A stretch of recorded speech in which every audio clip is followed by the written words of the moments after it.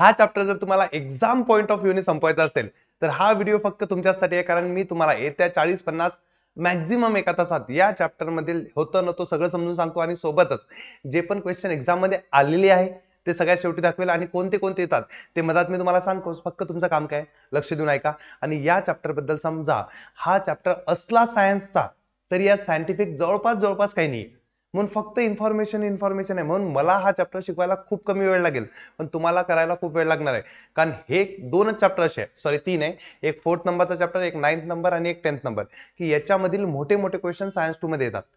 मोठे क्वेश्चन समजतात ना, ज्याचा आन्सर थोडं मोठं असू शकते. म्हणून मी सांगतो ते क्वेश्चन मोठे असले तरी पाठ करून घ्या. मी समजून सांगल्यावर थोडे ते पाठ करण्यासाठी मदत होईलच. चला सुरुवात करू आपण सोप्या साध्या चॅप्टरच्या नावापासून. त्याचं नाव आहे social health. What is mean by social health? Health म्हणजे आपल्याला समजते आपली कंडिशन, आणि सोशल म्हणजे जसं तुम्ही बाकी लोकांसोबत वागता ती कंडिशन जर तुमची चांगली असेल तर तुमची सोशल हेल्थ छान आहे, ती खराब असेल तर तुमची सोशल हेल्थ खराब आहे. म्हणून सोशल हेल्थची ही वरची वाली डेफिनेशन मला तर काही आवडत नाही, तुम्ही ही वाली लिहा की social health is the ability of a person to establish a relationship with the other person. म्हणजे तुम्ही स्वतः किंवा कोणताही एक व्यक्ती दुसऱ्या लोकांबद्दल कसं रिलेशन इस्टॅब्लिश करता त्याला म्हणतात सोशल हेल्थ. जर एखादा व्यक्ती आहे तो सगळ्यांसोबत भांडत फिरतो, मग त्याची सोशल हेल्थ कशी आहे? एक व्यक्ती आहे ज्याचं सगळ्या लोकांसोबत पटते, तो त्याची सोशल हेल्थ कशी आहे? चांगली आहे. समजली काय कंडिशन? मग सोशल हेल्थची कधी कधी येऊ शकतं डिफाईन सोशल हेल्थ. तर या बेसिक डेफिनेशन कुठं सोडायचं नाही की social health is the ability of a person to establish a relationship, की दुसऱ्या व्यक्तीसोबत रिलेशनशिप तो कसं बनवतो त्याला आपण काय म्हणतो? Social health. एवढं समजलं. आता मेन सांगतो, या चॅप्टर मध्ये बरेचसे चार्ट येतात आणि ते चार्ट कामाचे आहेत. सगळ्यात पहिला चार्ट जो 2 मार्क्सला किंवा 3 मार्क्सला येऊ शकतो, याच्यामधले 6 पॉईंट कोणते तरी चांगले लर्न करून ठेवायचे, तो म्हणजे फॅक्टर्स अफेक्टिंग सोशल हेल्थ, की सोशल हेल्थवर कसा फरक पडतो बाकी फॅक्टरचा. तर आपण 3-4 यातले डिस्कस करू. सिंपल पहा की तुमची सोशल हेल्थ म्हणजे तुम्ही लोकांसोबत कसे वागता याच्यावर या सगळ्या गोष्टीचा फरक पडतो. सगळ्यात पहिली गोष्ट पडते, हे पॉईंट लिहायचे, एज्युकेशन. कारण तुम्हाला माहिती आहे जर तुम्ही शिकलेलेच नाहीये, तुम्ही स्कूलमध्ये गेले तेव्हा मित्र बनतात, कॉलेजमध्ये गेले की आणखीन चांगले मित्र बनतात, मग तुम्ही कुठेतरी जॉब करता काय करता तिथं आणखीन मित्र बनतात, लोकांशी कॉन्टॅक्ट येतात, म्हणजे सोशल हेल्थ इम्प्रूव्ह होण्यासाठी मदत होते. एज्युकेशनच नसलं तर ह्या गोष्टी येतीलच नाही. दुसरी गोष्ट, तुमचा फायनान्शियल स्टेटस. फायनान्शियल स्टेटस म्हणजे अगर तुम्हारे पास पैसा है तो तुम्हारे दोस्त भी पैसे वाले होंगे, हे साहजिक आहे. आणि जर तुमच्यावर पैसा नाही, तुम्ही गरीब, सगळे मित्र गरीब, मरा गरीब. म्हणून सांगतो की फायनान्शियल स्टेटस म्हणजे पैसा, ह्या गोष्टी बी तुमच्या सोशल हेल्थवर, तुम्ही लोकांशी, तुम्हाला माहिती आहे जर स्वतः खिशात पैसा असला तर सगळं चांगलं वाटते, नाही तर सगळंच खराब वाटते. जसं मला विचारा, आता बघा गार्डन, फिजिकल सोशल कंडिशन, यातले सगळे पॉईंट नका घेऊ, कारण काही काही टॉपिक असे की जे घेणं बरोबर वाटणार नाही. 6 लिहायचे, मग चांगले पिक करू.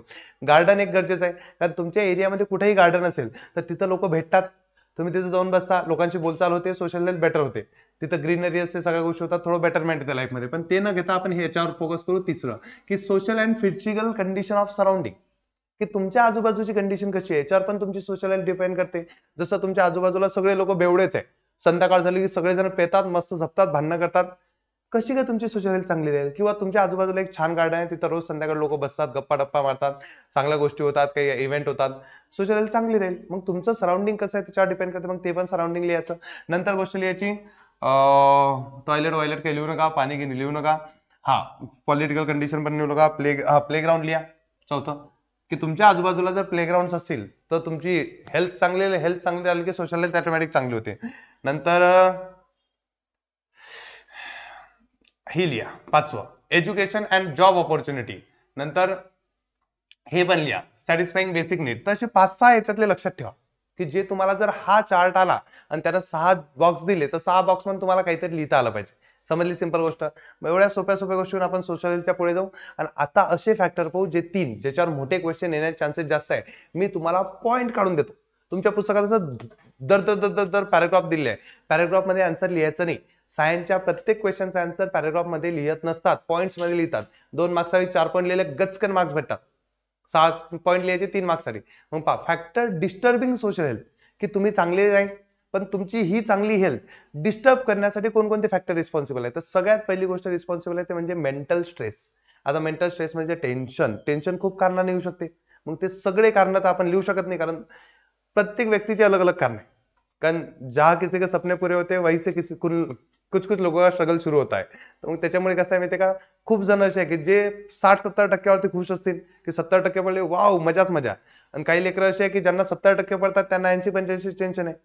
काही लेकरं असे आहे की 80-85 पळून राहिले पण 95 पाहिजेत. मग प्रत्येकाचं टेन्शन घेण्याची वेगळी वेगळी लेवल आहे. म्हणून मेंटल स्ट्रेसला कोणतीच लिमिट नाही.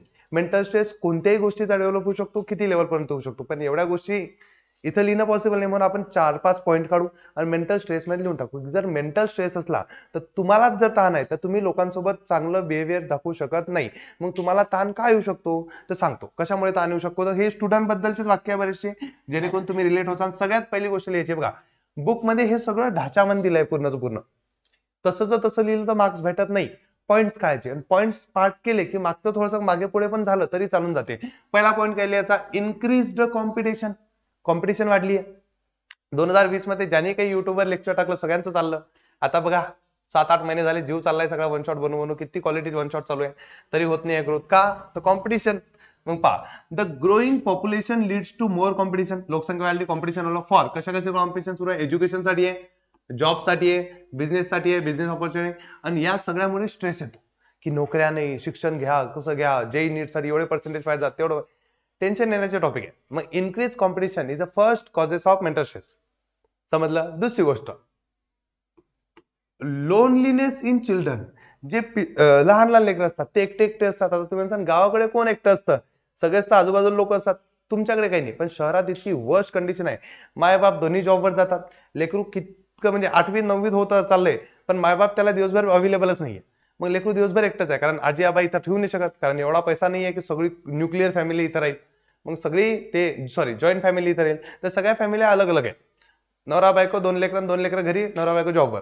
मग असे लेकरांना दिवसभर बोलायला कोण नाही, शेजारी गिजारी बोलत नाही. मी 9-10 महिने झाले इथं राहतोय पुण्यामध्ये, स्टील मला माझ्या घराच्या इकडनं इकडनं आणि घराच्या वर कोण राहतं मला माहित नाही, इथं माहितच नाही पडत. मग ही कंडिशन आहे की ते लेकरं गावतात एकटे पडतात. मग ही गोष्ट समजा की न्यूक्लिअर फॅमिलीज म्हणजे, न्यूक्लिअर फॅमिली म्हणजे तेच हम दो हमारे दो, आजी आबा घरी काढून द्यायचे, नाही तर वृद्धाश्रमात पाठवून द्यायचे. And working parents result in children feeling isolated. मग लेकरांना असं वाटतं आपल्याजवळ कोणीच नाहीये, सोबतच कोणी आपलं कोणी ऐकूनच घेईल, लिडिंग टू मेंटल स्ट्रेस. त्यामुळे त्या लेकरांमध्ये मेंटल स्ट्रेस जनरेट होतो.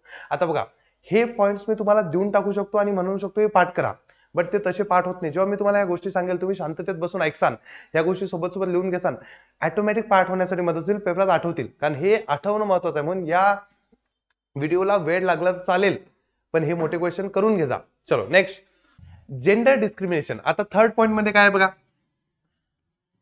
बघा अनइक्वल ट्रीटमेंट काय असतं माहिती का, प्रत्येक घरांमध्ये मुलगा मुलगी असले तर बऱ्याच ठिकाणी कंडिशन असे दिसेल तुम्हाला की मुलाला बऱ्याच गोष्टी सूट देतात आणि मुलीला त्या गोष्टी कंपल्सरी करायला लागतात. जसं जेवण बनवणे मुलांना कोणत्याच घरात शिकवलं जात नाही, पण मुलींना कंपल्सरी करावं लागतं. मग या अनइक्वल ट्रीटमेंटमुळे तुम्ही म्हणता हे तर नॉर्मल आहे, नॉर्मल नाहीये, यामुळे बऱ्याचशे प्रॉब्लेम येतात. तुम्ही ह्या गोष्टी काही काही घरामध्ये या लेवल पर्यंत आहे की मुलींना कोणत्याही लोकल स्कूलमध्ये टाकून देतील, मुलांना चांगलं एज्युकेशन देतील. मग ह्या गोष्टी घडतात. मग त्याच्यामुळे मुलींमध्ये काय होतात, स्ट्रेस येतात. मग आहे तो एक चान्स. नंतर काय रे, टीजिंग अँड मोलेस्टेशन. आता हे खूप चालू आहे इंडियामध्ये, कारण बऱ्याचशा कंडिशन मध्ये मुलीला बऱ्याच ठिकाणी त्रास होतो. त्या टीजिंग म्हणा, टीजिंग म्हणजे चिडवणे म्हणा, अडोलेसन्स म्हणजे यंग ज्या मुली असतात त्यांना जेंडर बेस्ड टीजिंग होते, हरॅसमेंट होते. मग ते प्रत्येक ठिकाणी होते, मुली एकट्या असो, कुठं असो, स्कूलमध्ये असो, बाहेर असो, कधी कधी फॅमिलीपासून ह्या गोष्टी सुरू होतात. आणि त्याच्यापुढे पण काय होतं, मेंटल स्ट्रेस डेव्हलप होतो. यातल्या बऱ्याचशा गोष्टी चिल्ड्रन बेस्ड आहे. जे मोठे मोठे माणसं आहेत त्यांचा ताणतणाव वाट टाकलाच नाही, कारण तो टाकला असताना तर पुस्तक संपलं असतं पुरेचं पुरं एका ताणतणावाच्या याच्यामध्ये. कारण एवढे ताण आहे, तुम्ही मोठे व्हात असे समजेल तुम्हाला. या तुम्ही थोडेसे जवानी द्या, या वयाच्या 24-25 मध्ये या, मग तुम्हाला समजेल की एक्झाम, हे बोर्ड एक्झाम, हे काहीच टेन्शन नाही, हे तो चिल्लर आहे. घराचं रेंट, घर चालवायसाठी लागणारा पैसा, येणारा किराणा, यासाठी पैसा नसला की फिर समजेगा तुम लोग को. लग्न होत नाही लेकरायचे, समजेल तुम्हाला. या जवानी द्या. चला पहा, एवढ्या गोष्टी माहित पडल्या. मग ह्या गोष्टी काय माहितीये का, जर तुम्ही पॉईंट वाईज लिहिसाल, पॅराग्राफ लिहिसाल, मार्क्स भेटते नाही. असे पॉईंट लिहायचे पहिले, मग 2 टिंब आडविरेष, मग त्यापुढे काहीतरी समथिंग त्याच्याबद्दलची इन्फॉर्मेशन लिहायची. हे लर्न करत नका बसू. तुम्हाला इंग्लिश लिहिता येते, पॉईंट पाठ करायचे आणि त्याच्या मागे थोडंसं हे लक्षात आहेच तुमच्या, याच्या बेसवर मनानं थोडंसं लिहायचं, समजेल. चलो, आता मेंटल स्ट्रेसमुळे सोशल हेल्थ खराब होते. आणखीन सोशल हेल्थ कशामुळे खराब होते, तर तो मोस्ट इम्पॉर्टंट टॉपिक आहे ऍडिक्शन. ऍडिक्शन म्हणजे सगळ्याच. ह्या सगळ्या गोष्टी, ज्या गोष्टीची तुम्हाला अशी गोष्ट आहे की जी तुम्ही केली आणि दुसऱ्या दिवशी नाही केल्यावर परत वाटते करायची, त्या गोष्टीला म्हणतात लत. मग ह्या सगळ्या गोष्टी लत लागू शकते. याच्यामध्ये मोस्टली तुम्हाला टोबॅको आणि हे दिलंय कारण हे 2017च आहे. आता पुस्तक जेव्हा 2024 मध्ये छापल्या जाईल, ऍडिक्शन मध्ये एक आणखीन ऍडिक्शन येईल, ते म्हणजे मोबाईल, इंस्टाग्राम, रील्स, शॉर्ट्स, ते पण ऍड होईल. पण आता 2017च्या पुस्तकामध्ये ऍड नव्हतं झालं कारण तेव्हा रील्स हे ते काही नव्हतंच. आता येईल ते ऍड होईल. चला ऐका, ऍडिक्शन कशी लागते. आता समजा एखादा व्यक्ती आहे, त्याला दारूची किंवा तंबाखूची किंवा सिगरेटची सवय का लागते, तर त्याच्यासाठी मेन रिस्पॉन्सिबल असते ते म्हणजे पियर प्रेशर. पियर प्रेशर म्हणजे तुमचे मित्र, त्यांचं प्रेशर की तू काय अजून बी दूधच पितो, घे दारू घे. ही वाली कंडिशन जी चालू आहे ना सगळ्या ठिकाणी, या फालतूपणा, स्वतःला मोठा शहाणपणा, स्टँडर्ड दाखवण्याच्या चक्करमध्ये लोक सिगरेटा पितात, दारू पितात आणि या सगळ्यामुळे जिंदगी बरबादच होते. तुम्हाला माहिती आहे, दारू पिणारा कधीच कोणी सुखी नाही झाला, विकणाराच सुखी झाला फक्त. म्हणून जर हिंमत असेल तर एखादं हे टाका, दुकान टाका, विकायचं मोठं स्टँडर्ड, पैसा असेल तुमच्यावर तर, पण पिण्याच्या नादात नका लागू. कारण कसं आहे, ये दुनिया कलियुग आहे. जो पत्ते खेळतो तो कधीच मोठे लोक होत नाही, पण तो पत्ते खेळण्यासाठी सगळं तो क्लब गिफ्ट टाकतो, तो मोठे लोक असतो. मग ही कंडिशन तुमच्या डोक्यात ठेवा की जर तुम्हाला ती स्टँडर्ड लिव्हिंग लाईफ जगायची असेल तर हे खेण्यात पेण्यात फालतूपणा करायचा नाही. जो म्हणतो ड्रीम 11 पे आके टीम बनाव, तो माणूस मोठे लोक आहे, आणि जो बनवतो ना तो फालतू आहे. ही कंडिशन समजा. मग ह्या सगळ्या कंडिशन समजतील तेव्हा ऍडिक्शन लागतील नाही. मग पहा, अडोलसंट म्हणजे तुम्ही यंग लेकर, 16, 17, 18, 19, 20 वर्षाचे. आफ्टर फॉलो दिअर फ्रेंड्स, त्याचे मित्रांची हॅबिट फॉलो करतात, रादर दॅन ऍडवाइस, त्याची ऍडवाइस फॉलो करतात पॅरेंट्स पेक्षा. हे तुम्हाला माहिती आहे की मोस्टली मुलांना असं झालेलं आहे. वयाच्या 15, 16, 17, 18 मध्ये असं वाटते की सगळ्यात मोठा दुश्मन कोणी येशील तर तो आपले मम्मी पप्पा आहे, आणि त्याच्या बाद दुसरा दुश्मन कोणी येशील तर तो आहे टीचर, आणि सगळ्यात चांगलं कोणी येशील तर मित्र माझे. आणि मग त्यांच्या ऍडवाइस ऐकतात की असं कर तसं कर, धिंगाणे कर, याच्या मागे फिर त्याच्या मागे फिर, आणि मग काहीच नाही. आणि they may experiment with substances like tobacco. मग ते तंबाखू खातात, अल्कोहोल, दारू पितात, ड्रग्स, ते पिक्चर दाखवतात की नाही, ते वाला असते त्यात, ड्यू टू पियर इन्फ्लुएन्स. मग आता याच्यामुळे शोक लागतात. आणि कसं आहे माहिती का, पहिली सिगरेट कोणी फुकट पाजते, त्याच्यावर माणूस स्वतःची घेऊनच पेते. म्हणून जेव्हा कोणी म्हणते घेणार आहे काही निवत, फालतूपणा करायचा नाही. सुरुवात ज्यांनी केली तो फसला, हा ट्रॅप आहे. एकदा त्याच्यात पाय पडला की तुम्ही अंदरच जाता, बाहेर येत नाही. आता जर समजा कायच होते बघा, सिगरेट पेलायनं, दारू पेलायनं पैसाच जाईल ना मला, पैसा नाही जीव पण जाते. सिगरेट, तंबाखू याच्यामुळे कॅन्सर होतो, कॅन्सर झाला माणूस वर जातो. दारूमुळे काय होतो, लिव्हर खराब होते, लिव्हर खराब होते, आणि लिव्हर खराब झालं की त्यानंही माणूस कुठे जातो, वरच जातो. मग आता जर मरणच आहे मग चांगल्या गोष्टी करून मरा, तिकडे जा बाउंड्रीवर. दारून याच्या नादी लागायचं नाही. मग ही गोष्ट लक्षात ठेवा की याच्यामुळे हेल्थ क्रिस्प पण आहे, आणि का होते, पियर प्रेशरमुळे होते. मग हे लिहायचं, याच्यात 2 पॉईंट लिहायचे, मोकळं व्हायचं. आता तिसरी महत्वाची गोष्ट कोणता, क्रोनिक डिसीज. आता क्रोनिक डिसीजमुळे कशाला प्रेशर येईल, तर क्रोनिकचा अर्थ होतो अशी बिमारी की जी खूप वर्ष चालते. खूप वर्ष चालते म्हणजे खूपच वर्ष की जी बरी होतच नाही. अशी बिमारी जर एखाद्याला झाली तर त्या व्यक्तीला समाज स्वतःपासून दूर लोटतो, आणि त्यामुळे समाजाने त्या व्यक्तीला स्वतःपासून दूर लोटलं की त्याला मेंटल स्ट्रेस येतो. मग त्याच्यामुळे सोशल हेल्थ खराब होते. आता समजा एखादा व्यक्ती आहे ज्याला एड्स आहे किंवा टीबी आहे किंवा लेप्रसी आहे, कुष्ठरोग आहे, किंवा मेंटल कंडिशन त्याची ठीक नाही आहे, तर याच्या कंडिशन मध्ये लोक त्याला सोबत ठेवतच नाही, त्याला लोक दूर दूर लोटतात. मग त्याच्यामुळे त्याची ऑटोमॅटिकली सोशल हेल्थ काय होते, खराब होते. म्हणून जे तुमचे क्रोनिक डिसीज आहे, इग्नोरन्स अँड स्टिग्मा, याच्यामुळे काय होतं, सोशल हेल्थ काय होते, खराब होते. नंतर neglect of the elderly person, जे आता म्हातारे लोक झालेले असतात त्यांना पण बरेच लोक घरचे बोलतात, कमवत नाही काही नाही, मग आता ते घरी बसलेले असतात. तर बरेच लोक असे असतात यांना ही गोष्ट समजत नाही की त्यांनी त्यांच्या पूर्ण आयुष्यभर कामं केलंय, आपल्याला मोठं केलंय, सगळ्या गोष्टी आपल्यासाठी केल्या. मग आता आपलं काम आहे की आता त्यांचे जे शेवटचे 8-10 वर्ष राहिले त्यासाठी आपल्याला काम करणं आहे. ते तसं न करता त्यांना बोलत राहतात. मग त्यांना ओल्ड एज होम टाकून देतील किंवा काहीतरी घरी त्रास देतील, ह्या त्या गोष्टी करतील, आणि त्यांच्यामुळे त्यांच्यावर पण मानसिक ताण डेव्हलप होतो, त्यांची सोशल लाईफ काय होते, खराब होते. मग ह्या 3-4 गोष्टी लक्षात ठेवजा. कोणकोणत्या आहे 3 फक्त लवकर सांगा. मेंटल स्ट्रेस कमेंटमेंट टाकून द्या. नंतर कोणता आहे, ऍडिक्शन, आणि तिसरं कोणता आहे, क्रोनिक डिसीज. जर 3 मार्क्ससाठी क्वेश्चन आला की विच फॅक्टर अफेक्ट किंवा डिस्टर्ब द सोशल हेल्थ, तर 3 फॅक्टर लिहायचे आणि त्याच्यामध्ये थोडी थोडी इन्फॉर्मेशन लिहायची. लिहिलं की झालं. आता याच्यासोबतच जर हे चित्र आलं एक्झाम मध्ये, हे चित्र येतं आणि म्हणतात what does the picture represent, हे काय दाखवते, तर अन इन्सिडेंट. मग कोणता इन्सिडेंट दाखवते, तर मग हे लिहायला लागेल तुम्हाला. या व्यक्तीला काहीतरी बिमारी आहे, मग ह्या गोष्टी लिहायला लागतील तुम्हाला. मग हे चित्र देतील आणि इन्फॉर्मेशन विचारतील, म्हणून हे पाठ करणं गरजेची आहे. आणि हे चित्र बऱ्याच वेळेस 2-3 वेळेस येऊन गेलंय. सेम हे चित्र देतील तुम्हाला, what does the picture represent, मग हे पिक्चर रिप्रेझेंट काय करते, तर ऍडिक्शन. मग ह्या गोष्टी तुम्हाला स्वतः सांगाव्या लागतील, लिहाव्या लागतील, प्रॉपर ही माहिती लिहावी लागेल. म्हणून ह्या गोष्टी मी समजून सांगण्याचा प्रयत्न करत आहे, कारण याच्यामध्ये सायन्स तर नाहीये. आता अल्कोहोलिझमवर एकदा शॉर्ट नोट आली होती, पण ती प्रिलिम मध्ये आली होती. आणि दुसरी गोष्ट आली होती एकदा एमसीक्यू, की अल्कोहोलमुळे काय होतं. ते एमसीक्यू तर सोपं आहे, की अल्कोहोलमुळे काय होतं, तुमचा लिव्हर खराब होतो. लिव्हर काय होते, खराब होते, आणि तुमची जी नर्वस सिस्टीम असते, सेंट्रल नर्वस सिस्टीम, ती डॅमेज होते. आता थोडी डिटेलमध्ये गोष्ट पाहू, की लिकर म्हणजेच दारू, अल्कोहोलिझम हे काय असतं. तर लिकर is made by fermenting substances containing alcohol. आता ही गोष्ट आपण शिकलो होतो 7व्या चॅप्टर मध्ये, माहितीये. फर्मेंटेशन झालं की अल्कोहोल तयार होतो, मग तीच त्याच्यापासूनच दारू बनते. त्याच्यापासून काय होतं लक्षात ठेवा, if the process is done incorrectly. जी फर्मेंटेशनची प्रोसेस आहे, दारू बनवण्याची प्रोसेस आहे, ही कधी कधी गावात लोकल दारू बनवतात, ती चुकीची करतात मग प्रोसेस. आणि ती चुकीची दारू बनवली की त्याच्यात मिथेनॉल सारखे गॅस लिक्विड तयार होतात, आणि ते पॉइझनस असतात. म्हणून लक्षात ठेवा, इट कॅन प्रोड्यूस पॉइझनस लिकर. त्यामुळे पॉइझनस लिकर तयार होते आणि लोक मरतात. म्हणजे लोकल दारू असते, लोक गावात पितात, हे करतात, ही डेंजरस आहे. कधी कधी लोकांचे ठोकचे ठोक मध्ये लोक मरतात, 8-10 लोक मरतात, कारण ते सगळी पॉइझनस बनवू शकते. थोडीशी प्रोसेस चुकली की पॉइझन तयार. नेक्स्ट, घरी बनवू नका पाहू कोणी फक्त. आता हेल्थ इफेक्ट. आता दारू पिल्यानं काय होते, तर कोणकोणती हेल्थ खराब होते. पहिलं तर ब्रेन अँड नर्वस सिस्टीम. तुम्हाला एक गोष्ट माहिती असेल की दारू पिण्यानंतर व्यक्तीला समजत नाही आपण काय करतोय, तो नशेमध्ये धूत त्याची कामं करत बसतो. मग त्याच्यामुळे तुमचा का, तर ब्रेनला जाणारे सिग्नल जे नॉर्मली व्यक्तीला जातात ते जात नाही. ब्रेन जसं नॉर्मली काम करतो तसं काम करत नाही दारू पिल्यानंतर. आणि जर सवयच लागली तर मग ब्रेन कामच करत नाही. काय होतं मी सांगतो, कोण घ्या.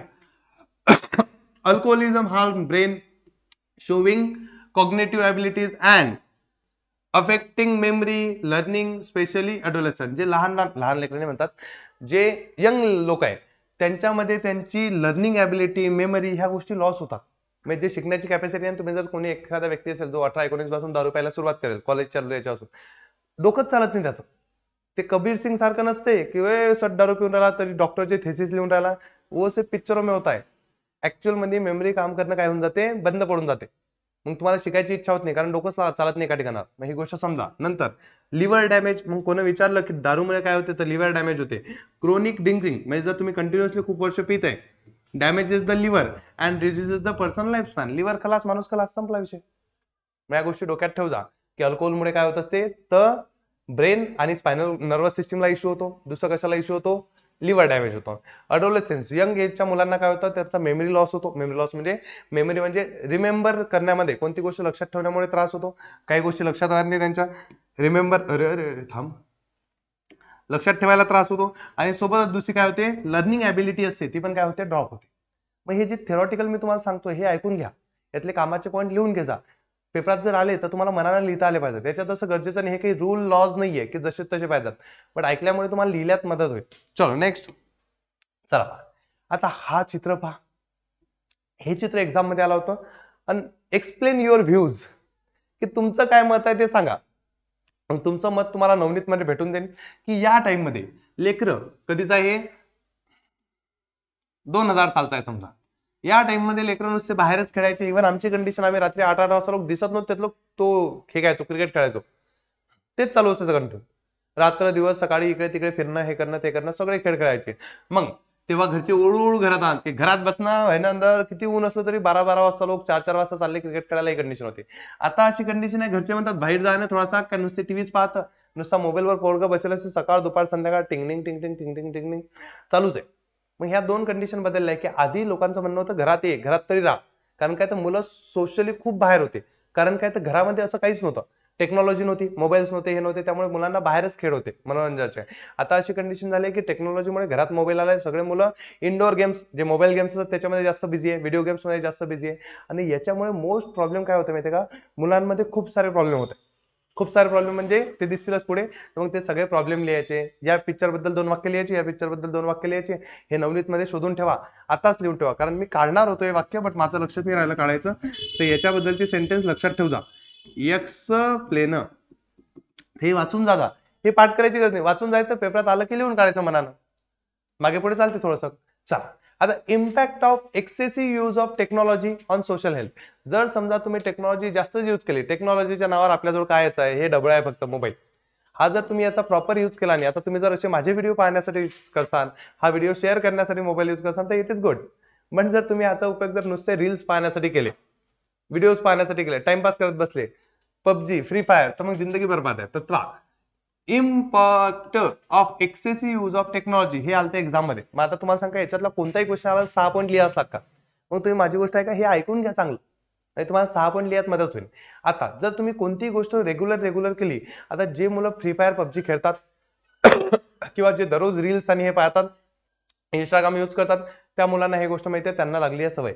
जर त्यांना 1 दिवस 2 दिवस 3 दिवस जर त्यांच्यावरचा मोबाईल घेऊन घेतला, त्यांना कसं तरी व्हायला लागतं. तुम्हाला सांगतो, आधीच्या काळात 2005 मध्ये जर तुम्ही आताच्या काळात तुमचे पप्पा बसलेले आणि तुम्ही त्याच्याजवळ मोबाईलवर घेऊन बसून त्याच्या समोर मोबाईलवर बसून फ्री फायर पबजी खेळून राहिले, तर it is as similar as की तुमचे पप्पा बाजूला बसलेले आहे आणि तुम्ही त्याच्यासमोर बसून दारू पिऊन राहिले. ह्या दोन्ही गोष्टी सेम आहे, सेम. कारण दोन्ही याचा इफेक्ट एकच होणार आहे, तुमची बर्बादी. फक्त ती पहिली दारू पिण्यावाली गोष्ट पप्पाला थोडी डेंजर वाटते म्हणून पप्पा रट्टे देतील. दुसऱ्या याच्यामध्ये आजकाल पप्पा काहीच नाही म्हणत नाही. म्हणून पप्पा लोकांनी लक्ष द्या की जर तुमचा मुलगा तुमच्या समोर बसून टाइमपास मध्ये रील्स पाहून राहिला, हाना, त्याला सवय लागत आहे, सेम दारू पित आहे असं समजून हाना. तुमचा मोबाईल मुलगा जर समजा तुमच्या समोर बसून ते हे खेळून राहिला पबजी गिबजी, तर नक्की हाना, असं समजा की तो ड्रग्स करून राहिला असं समजून हाना. कारण दोन्ही याचा इम्पॅक्ट सेम होणार आहे. तुम्हाला असं वाटते तुमच्या लाईफमध्ये काही प्रॉब्लेम नाही येतील, पण भयानक प्रॉब्लेम येणार आहे. तुमची सगळी मेमरी लॉस, ड्रिंकिंग नव्हते मेमरी लॉस यानं तर भयानक होत आहे. काहीच आठवत नाही पोरांना आजकाल. शिक्षणात थोडंसं लक्ष लागत नाही. अर्धा घंटाचा व्हिडिओ पाहायचा म्हटलं की वर करतात, नुसते वन शॉट पाहतात, मोठे व्हिडिओ कोणी पाहतच नाही. चाल द्या, चला का. मग ऍडिक्शन टू टेक्नॉलॉजी, ऍडिक्शन लागते पाहून घ्या. ऍडिक्शन मध्ये पॉईंट लिहायचा पहिला, spending long hours on the cellphone and computers. Computer नाही आहे लोकांच्या घरी पण सेलफोन सगळ्यांना लीड्स टू ऍडिक्शन, सवय लागतात त्याची. Causing people to be unaware of their surrounding, त्यामुळे लोकांना आजूबाजूला काय चालू आहे याच्याबद्दल ध्यानच नाही, की शिक्षण काय चालू आहे, स्कूलमध्ये काय सुरू आहे, कॉम्पिटिशन काय. फक्त काय पाहिजे, सोशल मीडिया. मग त्यांचे सगळे सोशल रिलेशनशिप जे आजूबाजूचे ते खराब होत आहे. फेसबुकवर इंस्टाग्रामवर 1000 2000 फॉलोअर, तसं कुत्रही ओळखत नाही. मग ही कंडिशन काय होत आहे, याच्यामुळे होत आहे. नंतर excessive use of modern communication media harm social health by reducing face to face interaction. आता मुलांचे ऑनलाईन याच्यावर एवढ्या काही गोष्टी मित्र बनले आहे की फेस टू फेस कम्युनिकेशन वाले मित्र राहिलेच नाही. काही झालं की स्नॅपचॅटवर फोटो काढायचा, पाठवायचा. पोरगा उठतोय फोटो टाकतोय, पोरगा खातोय फोटो टाकतोय, पोरगा जातोय फोटो टाकतोय, बाहेर फिरायला. समजलं का तुम्हाला. मग या सगळ्या फालतूपणामुळे काय होतं माहितीये का, ते एवढं ते काय असते ते आग लागते माहितीये त्या स्नॅपचॅटवर, ते आगचे चित्र असतात. हे हरामी लेकर, यांना विचारते तो फॅराडे कोण आहे, याला विचारलं फॅराडे कोण आहे, म्हणतात जो फ्रायडेला झाला होता तो फॅराडे. हे विचारा आग लागते म्हटलं तर त्याला समजतं की स्ट्रिक. भावा तुम्हाला सांगतो, तुम लोग अगर मोबाईल खिशात घेऊन फिरणं इज ॲज सिमिलर ॲज खिशात दारूची बाटली घेऊन फिरणं. बर्बादच होणार आहे तुम्ही. ऐकून घ्या माझी गोष्ट आहे का. चलो, मग त्याच्यामुळे त्या ऑनलाईन फ्रेंडशिपच्या चक्करमध्ये एवढे इश्यू होणारच आहे. मग त्याची ऍडिक्शन लागत आहे, खराब हालत आहे. चलो नेक्स्ट गोष्ट पहा चांगली आता महत्वाची, की फिजिकल हेल्थ इश्यू. आता फिजिकल हेल्थ कशाला, मोबाईल घेऊन पाहिल्यानंतर फिजिकली हेल्थ इश्यू येतात, खूप सारे येतात. तुम्ही कंटिन्यू 8 घंटे मला माझ्यासमोर कोणतरी पबजी खेळून दाखवा आणि त्याच्यावर त्याला 1 घंटा पुस्तक वाचायला द्या. त्यामुळे वाचलं एक पान बी तर शर्यत कधी डोकंच चालणार नाही, तो सुन पळून देईन, त्याला कसं तरी होत जाईल मॅट सारखं. आम्ही ना एक्सपेरिमेंट कॉलेजमध्ये करून पाहिला होतात लेकर मॅट होऊन त्याच्यामुळे. ऐका, फिजिकल हेल्थ इश्यू बघा, मोबाईलच्या याचे जर इम्पॅक्ट विचारले टेक्नॉलॉजी, तर पहिलं लिहायचं ऍडिक्शन, नंतर लिहायचं फिजिकल हेल्थ. काय होते, prolong use of technology can lead to physical problem. जर टेक्नॉलॉजी खूप वेळेसाठी कंटिन्युअसली यूज केली काय इश्यू येतील. पहिलं टायर्डनेस, खेळून पहा तुम्ही मोबाईल गिबाईल कोणते गेम खेळून पहा, थकलेलं फील होते, डोकं दुखायला लागते. मग दुसरं काय लिहायचं हे. नंतर इनसोमनिया, झोप लागत नाही, पुरा शेड्यूल हालून जातो, कधी झोपणं कधी उठणं हे कंडिशन होतात. नंतर फॉरगेटफुलनेस, विसरायला लागतात मुलं. ज्या गोष्टी आज वाचल्या किंवा आज काय काम केलं ते सकाळी आठवत नाही, किंवा सडन काहीतरी काम करत होते, बसले होते, काहीतरी काम चालू होतं आणि अचानक दुसऱ्याचकडे चालले गेले, ते जे मेन काम चालू होतं ते विसरून जाता तुम्ही. मग हे जर तुमच्यासोबत होत आहे तर तुमच्यात थोडेसे हे. नंतर काय, रिंगिंग इन द इयर, काय म्हणतात त्याला, तुमच्या कानाचं वाजतं. हेडफोन लावून खेळा, 8 घंटे पबजी खेळा, फिर समज में आएगा आपको. चलो, जॉइंट पेन, हात पाय अंग दुखतं, बसून तेच होतं. व्हिजन प्रॉब्लेम, चष्मे लागतात. मग याचे 2.5 चे नाही, चांगले मोठाले दगडवाले असे 5, 5, 7, 7, 8 नंबरचे, मग हे सगळे फिजिकल प्रॉब्लेम येतात याच्यामध्ये. मग हे जर आलं एक्झाममध्ये, what are the physical problem occurs due to excessive use of mobile, excessive use of technology, तर हे लिहून काढायचं. आता मी जेव्हा सांगतो तेव्हा मजाही नाही केले म्हणून हे आठवतील तरी. चलो, आणखीन एक प्रॉब्लेम आहे जो याच्यामध्ये येतो, फिजिकल मध्ये येत पण तो येतो, तो आहे रेडिएशन्स. तुमच्या सेलफोन म्हणून रेडिएशन निघतात, त्याच्यामुळे तुमची हेल्थ खराब होते, स्पेशली इन चिल्ड्रन. म्हणून लहान लेकरांच्या जवळपास मोबाईल तर ठेवूच नाही. नेट चालू करून, वायफाय चालू करून, ब्लूटूथ चालू करून तर हे ठेवूच नाही. रात्री झोपताना मोबाईल देऊ ठेवता, नाही तर अंगाच्या खाली मोबाईल दबेल असून तुम्ही त्याच्यावर झोपेल असता. As it penetrate their bones more easily than adult. म्हणून लहान लेकरांच्या हड्डीच्या आरपार ते सिग्नल जातात. एक्सरे नावाची गोष्ट ऐकली होती ना, त्याच्यापेक्षा हेवी सिग्नल असतात. मग हे काय होते, तर मोबाईलचेच दुष्परिणाम आहे. राहतील लक्षात? मस्त. चलो, तिसरी कंडिशन होते सोशल आयसोलेशन. सोशल आयसोलेशन म्हणजे काय होते तर लक्षात ठेवा, जसे हे आधीचे दोन प्रॉब्लेम होते तसाच सोशल आयसोलेशन तिसरा प्रॉब्लेम आहे. यामध्ये सांगतो की जेव्हा तुम्ही मोबाईल यूज करता तेव्हा तुमचे आजूबाजूचे सगळे मित्र दूर दूर जात राहतात. कारण काय होतं माहिती का, तुम्ही तुमचे कामात बिझी आहे, जे तुम्ही सकाळ दुपार संध्याकाळ करत आहे, आणि बाकीचे लोक वेगळे कामं करत आहेत. तुम्ही इतके वेगळे होऊन जातात, काही दिवसानंतर तुमचे मित्र राहतील नाही, कोणतेही काम पडलं ते कामात पडतील नाही, रिलेटिव्ह राहतील नाही बोलण्यासारखे, मग काहीच राहणार नाही. मग ही गोष्ट लक्षात ठेवा की heavy use of computers and internet can lead to social isolation. म्हणजे तुम्ही समाजापासून दूर जासाल. And people may struggle to build meaningful relationship with family and others in society. आजकाल तुम्ही पाहिलं असेल, मला स्वतःची गोष्ट आठवते की आजपासून 10 वर्ष आधी आम्ही जेव्हा जेवण करायला बसायचो, तर मम्मी पप्पा मी जेवण करायला बसलो की सगळ्या दिवसभराच्या गप्पा व्हायच्या. हे झालं का, ते झालं का, हे केलं का, ते केलं का, या सगळ्या गोष्टी व्हायच्या. मग का त्या गप्पा व्हायच्या. आजकाल काय असतं माहिती का, इकडे जेवण करायला बसतात, इकडे मोबाईल लावून बसतात. पप्पा त्याच्या पप्पाच्या मोबाईलवर लागलाय, मम्मी त्याच्या मोबाईलवर लागलाय, मुलगा इकडे लागलाय, अलग अलग जेवण करतात. रिलेशनशिप कसं बिल्ड होईल घरामध्ये, दोन लोक बोलतीलच नाही तर. मग ह्या सेम गोष्टी सगळ्यांच्या याच्यात चालू आहे. लहान मुलांच्या बी रिलेशन्स मध्ये बी डिवॉर्स होण्याचे कारण बी हे सगळे याच्यातच आहे. कारण दोन लोक बोलतच नाहीये, ते त्याच्या मोबाईल मध्ये लागलेले आहे. दोन लोक बाहेर कुठेतरी फिरायला जातात आणि दोघे जण अलग अलग बसतात, स्वतःच्या मोबाईलवर रील पाहत बसतात. मग फिरायला गेले कशाले, रील पाहण्यासाठी. मग ही कंडिशन आहे. म्हणून ह्या गोष्टी डोक्यात ठेवा की जेव्हा बी ह्या गोष्टी जास्त होतील तर सोशल आयसोलेशन होईल, लोकांसोबत रिलेशन बनणार नाही, एकटे पडसान आयुष्यात. म्हणून मोबाईल फेका आणि लोकांसोबत रिलेशन बनवा. सेल्फ सेंटर्डनेस म्हणजे माणूस स्वतःचाच विचार करता येईल फक्त. मग दुसऱ्याला कितीही काही झालं तरी त्याला दुसऱ्याबद्दल चांगला विचार येणार नाही. आजकाल तुम्ही पाहिलं असेल, कोणाचा ऍक्सिडेंट झाला की लोक सेल्फ्या काढतात, त्याचा व्हिडिओ काढतात, ब्लॉग, लाईव्ह ऍक्सिडेंट. अरे भाऊ, त्याला उचल दवाखान्यात नाही. हा, कारण काय, ते सेल्फ सेंटर्डनेस जास्त झाली. People become more self focus, ते स्वतःवरच लक्ष देतील, which may lead to issue like autism and selfish behaviour. मग सेल्फिश बिहेवियर वाढेल, आणि सेल्फिश बिहेवियर एकदा झालं की ते बदलत नाही. आणि ते सेल्फिश बिहेवियर लोकांना, तुम्हाला असं वाटते मी सेल्फिश आहे, कोणाला थोडी समजते, दिसते तुमच्या बोलण्यातून, बिहेवियर मधून. आणि एकदा बिहेवियर लोकांना सेल्फिश दिसलं की मग लोकांनी जवळ येत, मग तुटत जातात. Last lakh of empathy. असं माहिती ना तुम्हाला, कोणासोबत काहीतरी खराब झालं किंवा काही झालं, कोणा खूप मेहनत केली की याची जाणीव असते. जर तुम्हाला असं वाटत असेल की माझ्या पॅरेंट्स काहीच नाही करत, उसक करतात, तेवढ्यात थोडी माझ्यासाठी एवढं मोठं करायला पाहिजे, मला आयफोन घेऊन द्यायला पाहिजे, असं बिहेवियर जर तुमचं असेल तर लॅक ऑफ एम्पॅथी झाली आतापासूनच. तुम्हाला कोणाच्या कष्टाची, कामाची, फिलिंग्सची जेव्हा कदर नसते त्याला म्हणतात लॅक ऑफ एम्पॅथी. आता मी रात्रंदिवस जागून इथं व्हिडिओ बनवतोय, मग हे सगळे कामं सुरू आहे, हे मी तुम्हाला देतो, तुम्ही म्हणसान काय व्ह्यूज साठी करतो तो, it is called as lack of empathy. मग मी दुसरे कामं करू शकतो की लॅक व्ह्यूज साठी, व्ह्यूज चालते ना. पण गोष्ट कशी आहे माहिती का, की कोणत्या गोष्टीसाठी कोण काय करतोय त्यासाठी तुम्हाला कदर नसेल. तुमचे पॅरेंट्स इतकी मेहनत करतात रात्रंदिवस, एक दिवस जाऊन बघा पप्पा मम्मी काय काम करतात, ते काम तुमच्याने केलं जाऊ शकतात का लाईफ टाइम साठी, ते तेवढं तुमच्यासाठी करून राहील तरी तुम्हाला त्यांच्याबद्दल काही वाटत नसेल. It is a lakh of empathy. आणि हे वाढण्याचं कारण हेच आहे काय, की तुम्ही तुमच्यात गुंतलेले आहे. मग पहा, over a time they become less sensitive, म्हणजे त्यांना तो फिलिंगच राहणार नाही to other, and less willing to help those in need. मग लोकांची मदत करण्याची हे राहणार नाही, resulting in lack of support when they themselves need help. मग त्याच्याचमुळे काय, तुम्ही कोणाची मदत करणार नाही, जेव्हा तुम्हाला गरज पडेल कुत्रही येणार नाही. साध्या भाषा समजली या गोष्ट. मग हे खूप सारे प्रॉब्लेम आहे. आता हे चॅप्टर तुम्ही असं की नाही, शिकण्यापेक्षा शिकण्यावर लक्ष द्या, की पेपरमध्ये कमी आयुष्यात जास्त कामात पडणार आहे. मी सांगतो मी चांगलं आहे म्हणून या गोष्टी समजा की इश्यू तर आहे. चलो, नेक्स्ट पॉईंट कोणता आहे याच्यामधला, तर 3च पॉईंट आहे, 3 लिहिता येतील. की टेक्नॉलॉजीचा मोर यूज मुळे काय होतात, सगळ्यात पहिली गोष्ट काय होती, पटकन आठवा, ऍडिक्शन होतं. दुसरं काय होतं, फिजिकल हेल्थ इश्यू. आणि तिसरं काय होतं, सोशल. आता जर 3 मार्क्स साठी आलं तर 3 मेन पॉईंट आणि त्या मेन पॉईंटच्या अंदर सब पॉईंट. 3 मार्क्स कोणालाही देणंच आहे, म्हणून मी पॉईंट असे प्रॉपर काउंट ठेवले. ही पीडीएफ जर तुम्हाला लागत असेल तर प्रवीण सिरा नावाचा टेलिग्राम ग्रुप आहे, त्याच्यावर मी टाकून दिला लागलं. ठीक आहे. नेक्स्ट, आता हे चित्र लक्ष देऊन पहा. हे एक्झाम मध्ये एवढ्या वेळेस आलेली चित्र आहे की भयानक.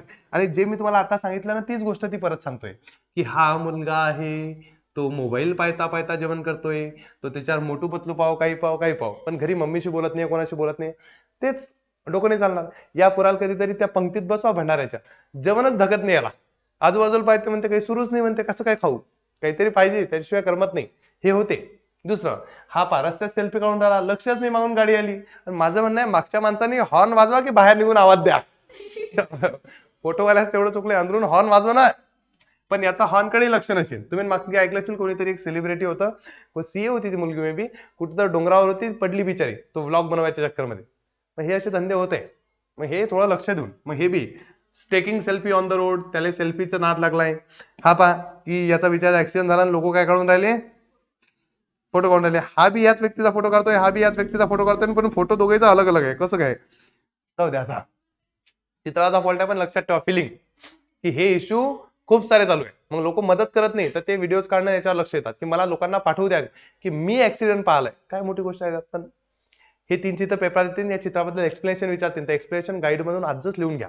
इथं लिहा की IMP need to learn from Target और नवनीत गाईड और एनी अदर गाईड. कारण याच्यामध्ये काय टेन्शन नाही, याच्यात काही लिहिलं चालते, फक्त थोडं रिलेटेड लिहा.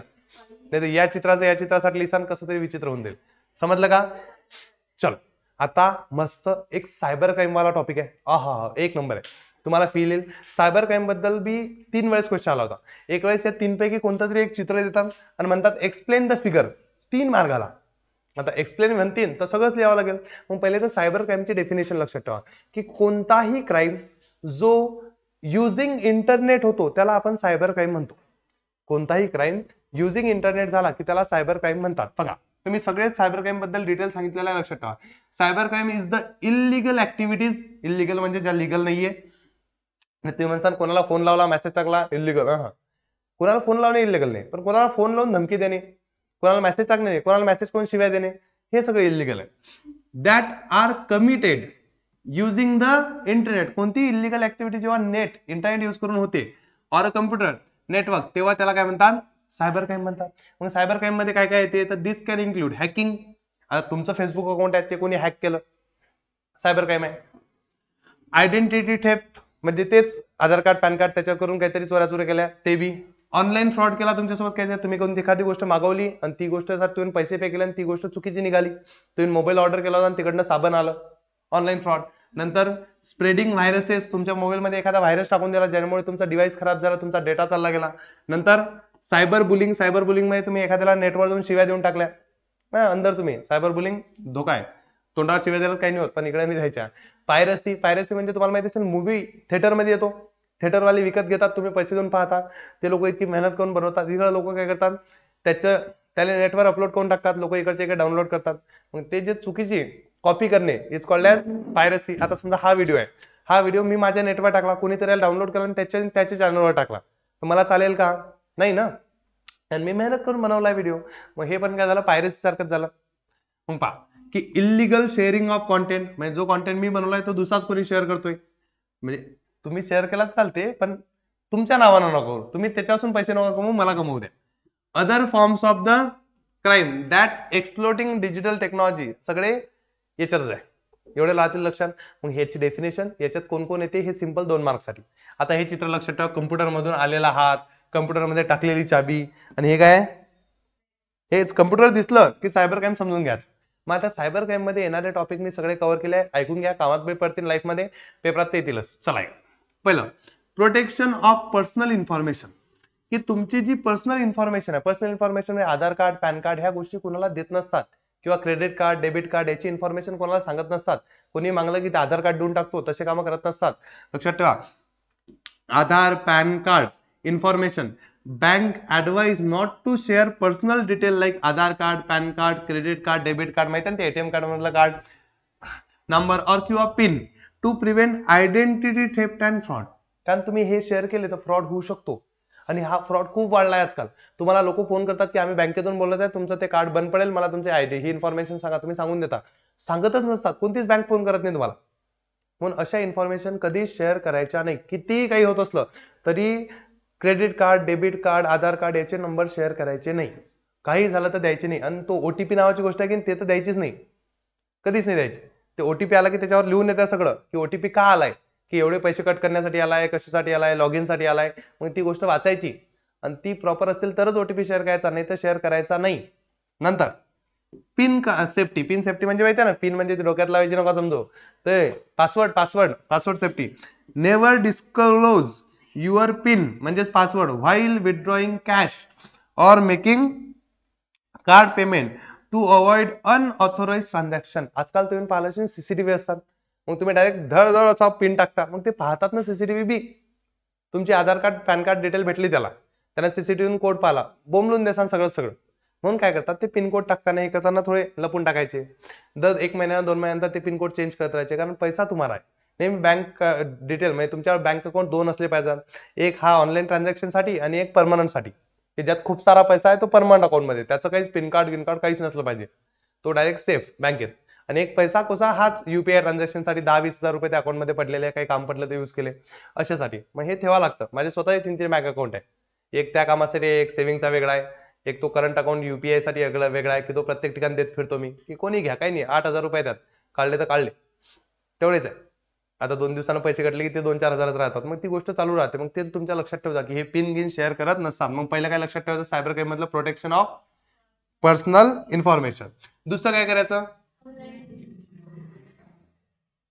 Online dissipation. कसं पहा सांगतो, पहा.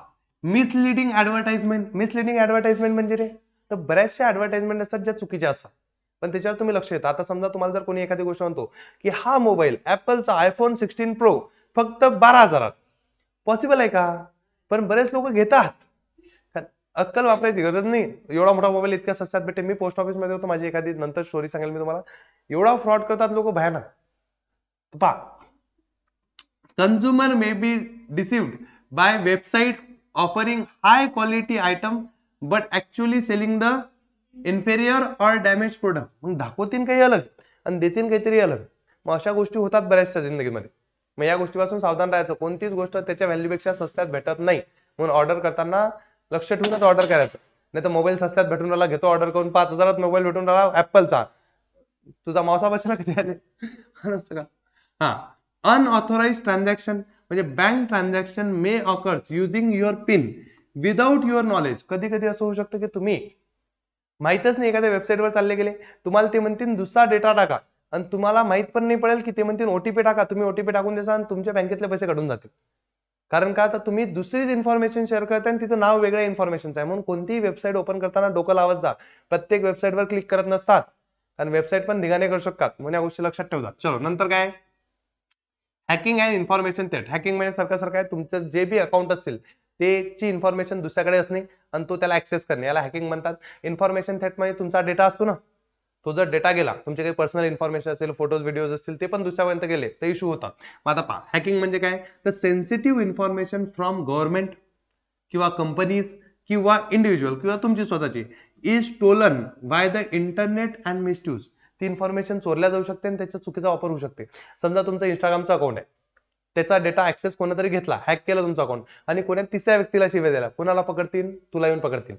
मग का होईल असं, तेच हॅकिंगचं. किंवा त्यांनी त्याच्यावरून काहीतरी वेगळीच गोष्ट विकणं सुरू केली. आता बऱ्याच जणांचे इंस्टाग्राम किंवा व्हॉट्सअप हॅक होतात. तुम्ही बऱ्याच वेळेस ते स्टेटसमध्ये पाहत असाल, यांचं इंस्टाग्राम व्हॉट्सअप हॅक झालं. काय हॅक झालं, त्यांनी काहीतरी ते जीबी व्हॉट्सअप यूज केलं किंवा इंस्टाग्रामचं दुसरंच कोणतरी व्हर्जन यूज केलं. का, तर लोकांनी डिलीट केलेले मेसेज पाहायचे असतात. काय पाहायचे असतात, त्याची इच्छा नाही दाखवायची, तू कशाला पाहतोय. म्हणून त्याचे आपण जीबी व्हॉट्सअप यूज करतो किंवा पिक्चर मूवीज पाहण्यासाठी ते वेगवेगळे ऍप्लिकेशन यूज करतो, की फुकट पिक्चर दिसायच्या. बळा, मोबाईल मधला डेटा चालला जाईल. Even true collar is also dangerous. खूप सारे अशा गोष्टी आहे की ज्या डेंजरस आहे, जे तुमचा डेटा चोरतात आणि तुम्हाला माहित पण पडत नाही. म्हणून जे ऍप्लिकेशन प्ले स्टोर वरून डाउनलोड होत नाही, ते तुम्ही शहाणपणे करण्यासाठी गुगल वरून डाउनलोड करतात, ते करायचे नाही. त्यांनी डेटा चोरण्याचे चान्सेस असतात आणि चोरतातच ते डेटा. कोणी गोष्ट लक्षात ठेवा, जे प्ले स्टोर ऍप्लिकेशन आहे तेवढेच ठीक आहे, बाकीचे ऍप्लिकेशन डाउनलोड करायचे नाही. कोणी लिंक पाठवली की याच्यावरून ऍप्लिकेशन डाउनलोड करा, तर बिलकुल नाही करायचं. ऍप्लिकेशन डाउनलोड करणे ही सगळ्यात मोठा थेफ्ट आहे. नंतर पर्सनल इन्फॉर्मेशन थेफ्ट. तुमची स्वतःची cyber criminal steel confidential information which can misuse for financial and personal gain. मग त्यामध्ये नुकसान होऊ शकतात. कोण जॉईन केलं, राहील या गोष्टी लक्षात? अरे यार नको तू, राईट? समजल्या एवढ्या गोष्टी राहतील. मग हॅकिंग आणि तिचं कोणतं लिहायचं? Information theft. चौथं काय लिहायचं? Social media misuse. तेच अकाउंट हँडल करणे. बा पहिले तर तुमच्यातले शायने लेकर ज्यांनी ज्यांनी एंजल प्रिया नावाचं अकाउंट बनवलेलं आहे पोरं, आणि ते पोरायला मेसेज करतात की हॅलो जेवलास का, त्यांनी अकाउंट बंद करा. जर कोणा तुमच्याबद्दल कंप्लेंट केली ना, सरका अंदर जाशील म्हणा. मुलं मुलीच्या नावानं अकाउंट बनवतात आणि मग चॅटिंग करतात. काय फॅन्टसी आहे काही माहिती नाही, पण चालू आहे. माझेच 2-4 मित्र आहे ना जे करत होते कॉलेजमध्ये, असं शेजारच्या रूममेटशी बोलत होते चॅटिंग करून. तुला काही जास्त फिलिंग असतील तर डायरेक्ट बोल, कशाला त्या बिचाराला अपेक्षा दाखवून द्यायच्या, नंतर अकाउंट बंद करून टाकायचं. त्याच्यापेक्षा बिचारा ऑनलाईन मंग होऊन जातात. मग असे धंदे करू नका, दुसऱ्याचं मन दुखू नका. आणि दुसऱ्याकडून अरे काही काही पोरं असे असतात जी रिचार्ज मारून घेतात ऑनलाईन याच्यावर. हे आहे धंदे सगळीकडे. मग cyber criminal may create fake social media account. आणि सायबर क्रिमिनलच नाही, साधे साधे लोकही बनवतात फेक अकाउंट. आणि शेअर फॉल्स इन्फॉर्मेशन, चुकीची इन्फॉर्मेशन शेअर करतात. हरॅस ऑर एक्सप्लॉइट इंडिव्हिज्युअल, ते तुम्हाला हरॅसमेंट म्हणजे तुम्हाला शिव्यागाळ करणं, हे करणं, ते गोष्टी करू शकतात. आणि स्पेशली गर्ल्स, बऱ्याच मुलींनाही होतं, आणि स्पेशली गर्ल्स नाही, स्पेशली बॉईज, आणि मुलांसोबत खूप होतं. मी असे खूप सारे मुलं पाहिले जे कोणाशी तरी चॅटिंग करून राहिले, या व्यक्तीला भेटलेले नाहीये. कशाला चॅटिंग करतोय ज्या गोष्टी व्यक्तीला तू भेटलाच नाहीये. इव्हन मुली पण, जो व्यक्ती तुम्हाला पर्सनली ओळखत नाही त्या व्यक्तीशी बोलायचंच नाही. ही गोष्ट लक्षात ठेवा. कोण काय कसं असेल, कोणीच तुमच्या भल्यासाठी आलेलं नाहीये. प्रत्येक जण स्वतःच्या फायद्यासाठीच तुमचा उपयोग करणार आहे. म्हणून कोणाशी चॅटिंग करत बसणं, ते स्नॅपचॅटवर याच्यावर त्याच्यावर मेसेज आला बसले चॅटिंग करत, फालतूपणा बंद करा. असे फसतात एखाद दिवशी, मग रडत रडत यायचा. ऐका, नंतर पहिलं फेक अकाउंट, दुसरं कोणतं आहे? Cyber bullying. सायबर बुलिंग म्हणजे सेंडिंग हरॅसफुल मेसेज, कोणाला शिवीगाळ करणं, ऑनलाईन मेसेज पाठवायचा नाही कोणाला. म्हणून पण आम्ही ते स्नॅपचॅटचा आविष्कार केला. पहिले जर कोणाला काही म्हटलं तर त्याचं सबूत राहायचं आहे, अरे यानं मला हे म्हटलं. आजकाल स्नॅपचॅट म्हणा, मेसेज पाहिला की काय, म्हणजे कोणाला काही म्हणून द्यायचं, मग समोरच्याला राग आला तर जाऊ दे, जर आवडलं तर मग जमलं जमलं जमलं. हे तुमचे सगळे शौक मला माहिती आहे. जेवढी स्नॅपचॅट यूज करणारे यंग जनरेशन आहे ना, तुमच्या एवढे ते कोणी नाहीये. अगो लेकर, मला माहिती आहे ना का स्नॅपचॅट. एक हमारा जमाना था, आमच्या आधीचा जमाना होता, कोणाला कोणाशी बोलायसाठी किती मेहनत घ्यायला लागे. तुम्ही तो एक नंबर स्नॅपचॅट आहे, मेसेज समोरच्याला आवडला नाही तरी तो कोणाला दाखवूच शकत नाही, कारण पाहिला की गायब होते. हे तुमच्या सगळ्याला माहिती आहे की हे स्नॅपचॅट यूज करणं सगळ्यात लवकर अनइन्स्टॉल मारा. ते एखाद दिवशी लय फसता तुम्ही. हे कळवा, स्प्रेडिंग व्हल्गर कॉन्टेंट म्हणजे सेक्शुअल कॉन्टेंट जर तुम्ही शेअर करत असाल त्याच्यामुळे पण इश्यू येतो. और प्रत्येकाने नाही का इकडे पाहणं, और मेकिंग काय रे इन्फ्लॅमेटरी स्टेटमेंट्स किंवा भडकाऊ स्टेटमेंट देणं, म्हणजे कोणा धर्माबद्दल बोलणे किंवा कोणाबद्दल बोलणे की ज्याच्यामुळे कोणा कुठेतरी दंगे होतील, काही होतील. अशा सगळ्या गोष्टीमुळे काय होते? मिसयूज इलेक्ट्रॉनिक मीडिया होतो, आणि त्याच गोष्टीला काय म्हणतात? Cyber bullying. आणि याच्यामुळे सगळ्यामुळे तुमच्यावर केस लागू शकते, पण चांगली लंबी केस लागू शकते. आमच्या गावात एका व्यक्तीने की नाही एका चांगल्या व्यक्तीबद्दल स्टेटस ठेवलं होतं. मग त्याला माहिती काय झालं होतं? 2-3 वर्ष आधीची गोष्ट आहे, डिसेंबर महिन्यातली. मग त्यांनी माफी बी मागली होती लागलं नंतर स्टेटस ठेवून. होते त्याला माहित पडलं होतं की हो सायबर बुलिंग. तरी मला जास्त समजत नव्हतं, मी साधा व्यक्ती होतो म्हणून मी काही केस गीस केली नाही. त्याच्यात साधी फक्त गावाचं वातावरण खराब करण्याची केस लागली होती. पण त्याला माहिती आहे, जामोदचे जे विद्यार्थी त्यांना माहिती आहे की हे क्या हुआ था, क्यों हुआ था, सब स्टोरी आहे, छोटी स्टोरी आहे. कारण करू नये असं. कारण गोष्ट कशी असते माहिती का, तुम्ही समजा त्या दिवशी मी एक गोष्ट शिकलो होतो त्या व्यक्तीकडून की कधी कोणती गोष्ट वाटली की ते सोशल मीडियावर जाऊन टाकत नसतात. बांबू पडतात, चांगले बांबू पडतात, लाईफ बर्बाद होते. म्हणजे तुम्हाला असं वाटतं की आपण हे टाकू दुसऱ्याबद्दल आणि दुसऱ्याची लाईफ बर्बाद होईल.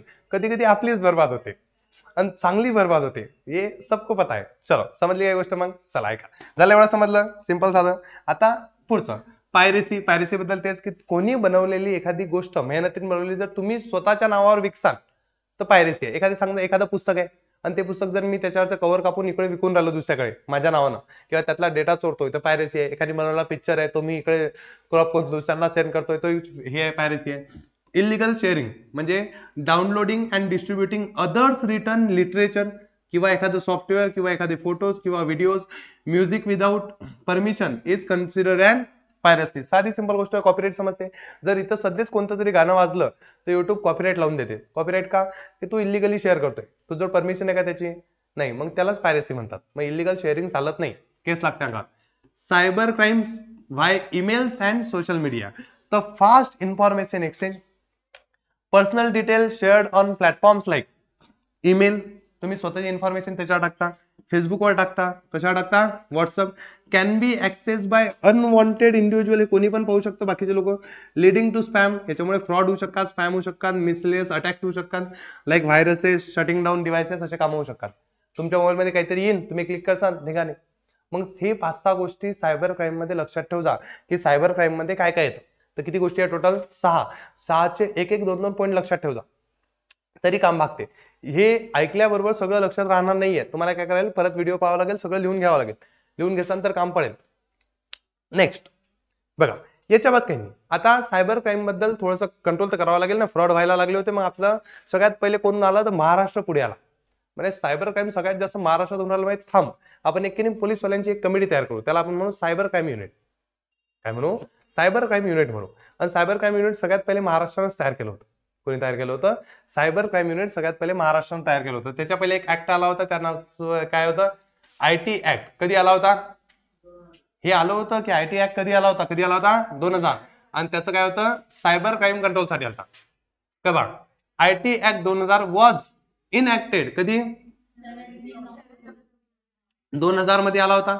To address cyber crimes and regular use of technology and digital platform. मग प्रत्येकाच्या रूल बनवण्यात आले की असं करायचं, असं करायचं नाही. मग लक्षात ठेवा, कोणत्याच सोशल मीडियावर कशावर धर्माबद्दल पोस्ट करायचं नाही, कोणाच्या भावनिक म्हणजे भावना दुखावतील असं काही पोस्ट करायचं नाही. कारण ह्या गोष्टी समजा स्वतःबद्दल टाका, बाकी दुसऱ्यांबद्दल कधीच काही टाकू नका, खूप खराब फसताल. पण ही गोष्ट मी शिकवतोय, ऐकून घ्या, कारण मला अनुभव आहे. एका व्यक्तीने टाकलं होतं खूप मजा आली होती त्याला. त्या माणसानं रातभर डोकं पिटलं असेल की शिट मी काऊन टाकलं असेल हे, कोणता म्हणजे माझ्या डोक्यावर काय कोणता व्हायरस आला होता की मला जी इच्छा झाली 2 स्टेटस टाकायची. 2 स्टेटस, जिंदगी बर्बाद.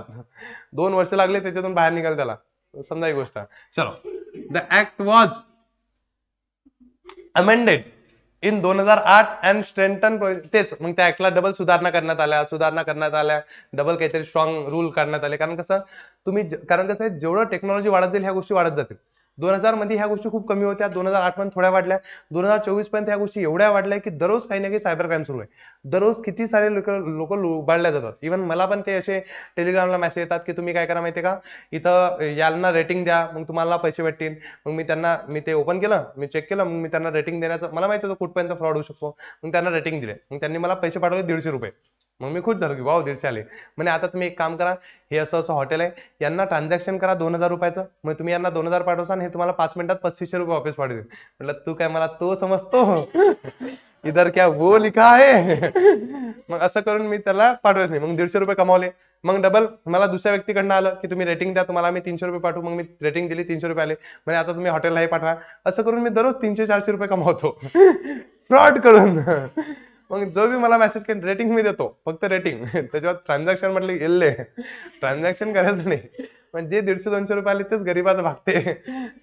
पण असं कशात फसू नका कधीच. कोणतीच गोष्ट, जॉब लागण्यासाठी जर तुम्हाला पैसा भरावा लागत असेल तर तो जॉब नाहीये.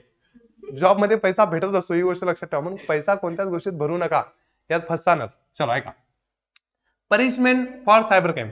जर सायबर क्राईम करसाल, तुम्ही जर कुठं फसले तर काय म्हणजे फसले म्हणजे जर तुम्ही काही सायबर क्राईम केला तर इम्प्रिझनमेंट म्हणजे रे जेलमध्ये टाकून देतील. किती वर्षासाठी?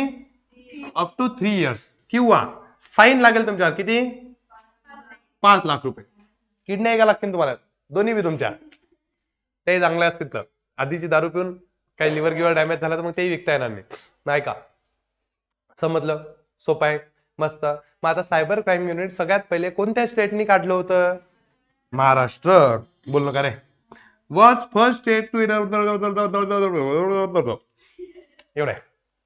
आपल्याला मुंबई आहे ना, मुंबईमध्ये खूप मोठं हे झालं होतं, सायबर क्राईम सुरू झालं परत तडून. समजले? एवढे सिंपल भाषा आहे, मस्त. मग चांगल्या प्रकारे तुम्हाला हे चॅप्टर समजत आहे, सगळ्या गोष्टी प्रॉपर होत आहे. फक्त ऐका लक्षात, आता जर ताण आलाच, ताण कसा येतो, काय होतो, सगळं शिकलो. मग हा ताण जायला बी तर पाहिजे ना. मग जर येतो कसा हे मी तुम्हाला शिकवलं तर जातो कसा हे पण माझ्याकडून शिका. ऐका, स्ट्रेस मॅनेजमेंट टेक्निक, की स्ट्रेस कमी करण्याच्या टेक्निक कोणत्या आहेत याच्यावर क्वेश्चन येतो नेहमी डब्याच्या फॉर्म मध्ये. मधात लिहिता स्ट्रेस मॅनेजमेंट टेक्निक 2 काळ्या 2 काळ्या 2 काळ्या. मग 6 डब्बे भरायचे, 3 मार्क्स भेटतात. मग स्ट्रेस मॅनेजमेंट टेक्निक मधली सगळ्यात पहिली टेक्निक आहे कोणता क्लब? Laughter club. गावाळ कळकळी लाफ्टर क्लब नावाची गोष्ट नसते. लोक एकमेकांना चिडवतात आणि हसतात, खुश आहे लोक. पण शहरामध्ये तुम्ही पाहसाल तर गार्डन मध्ये सकाळी सकाळी खूप सारे असे वयोवृद्ध लोक जमा होतात आणि असं करतात बस असं हसतात, हात खाली करतात, डबल हसतात, डबल खाली करतात, सकाळ सकाळी त्याचं तेच चालू राहते. दिस इज कॉल्ड लाफ्टर क्लब. कारण जेवढे तुम्ही हसणार तेवढे तुम्ही खुश राहणार, जेवढे तुम्ही खुश राहणार तेवढा मेंटल स्ट्रेस कमी होणार. मग ते लोक सकाळ सकाळी लाफ्टर क्लब सुरू करतात. खूप सारे लोक जवळ येतात, हसतात. हे लोक आपल्याला जर जवळपास पाहायचं आहे, चिंतामणी चौकाच्या मंदिराच्या समोर ते एक हे आहे, खोलीची खोली, तिथं सकाळी सकाळी 6-6:30 वाजताचा असाच आवाज येतो. मी एक वेळेस चढून रनिंग करत चाललो होतो आणि अचानक तो आवाज आला. म्हटलं हे मेरे पे कोण हस रहा है. असा तिरपा तारपा तर मी चालत पण नाही, पण ते नंतर पाहिलं मी नंतर जाऊन तर लोक हसून राहते. मग लोक बस असंच ही ही laughter club are popular concept where people gather in public space to laugh loudly, just हसो, revealing mental stress and promoting positive. त्यामुळे मेंटल स्ट्रेस कमी होतो आणि पॉझिटिव्हिटी वाढते. मग पहिलं काय लिहायचं, लाफ्टर क्लब. मग तुम्हाला चित्रात एक चित्र दाखवतात ज्यात लोक हसून राहिले, ही हसत आहे, आणि तुम्हाला विचारतात what does the picture represent. मग हसताना लोकांचं चित्र दिसलं तर त्याला लाफ्टर क्लब म्हणतात. काय म्हणतात? Laughter club. नेक्स्ट,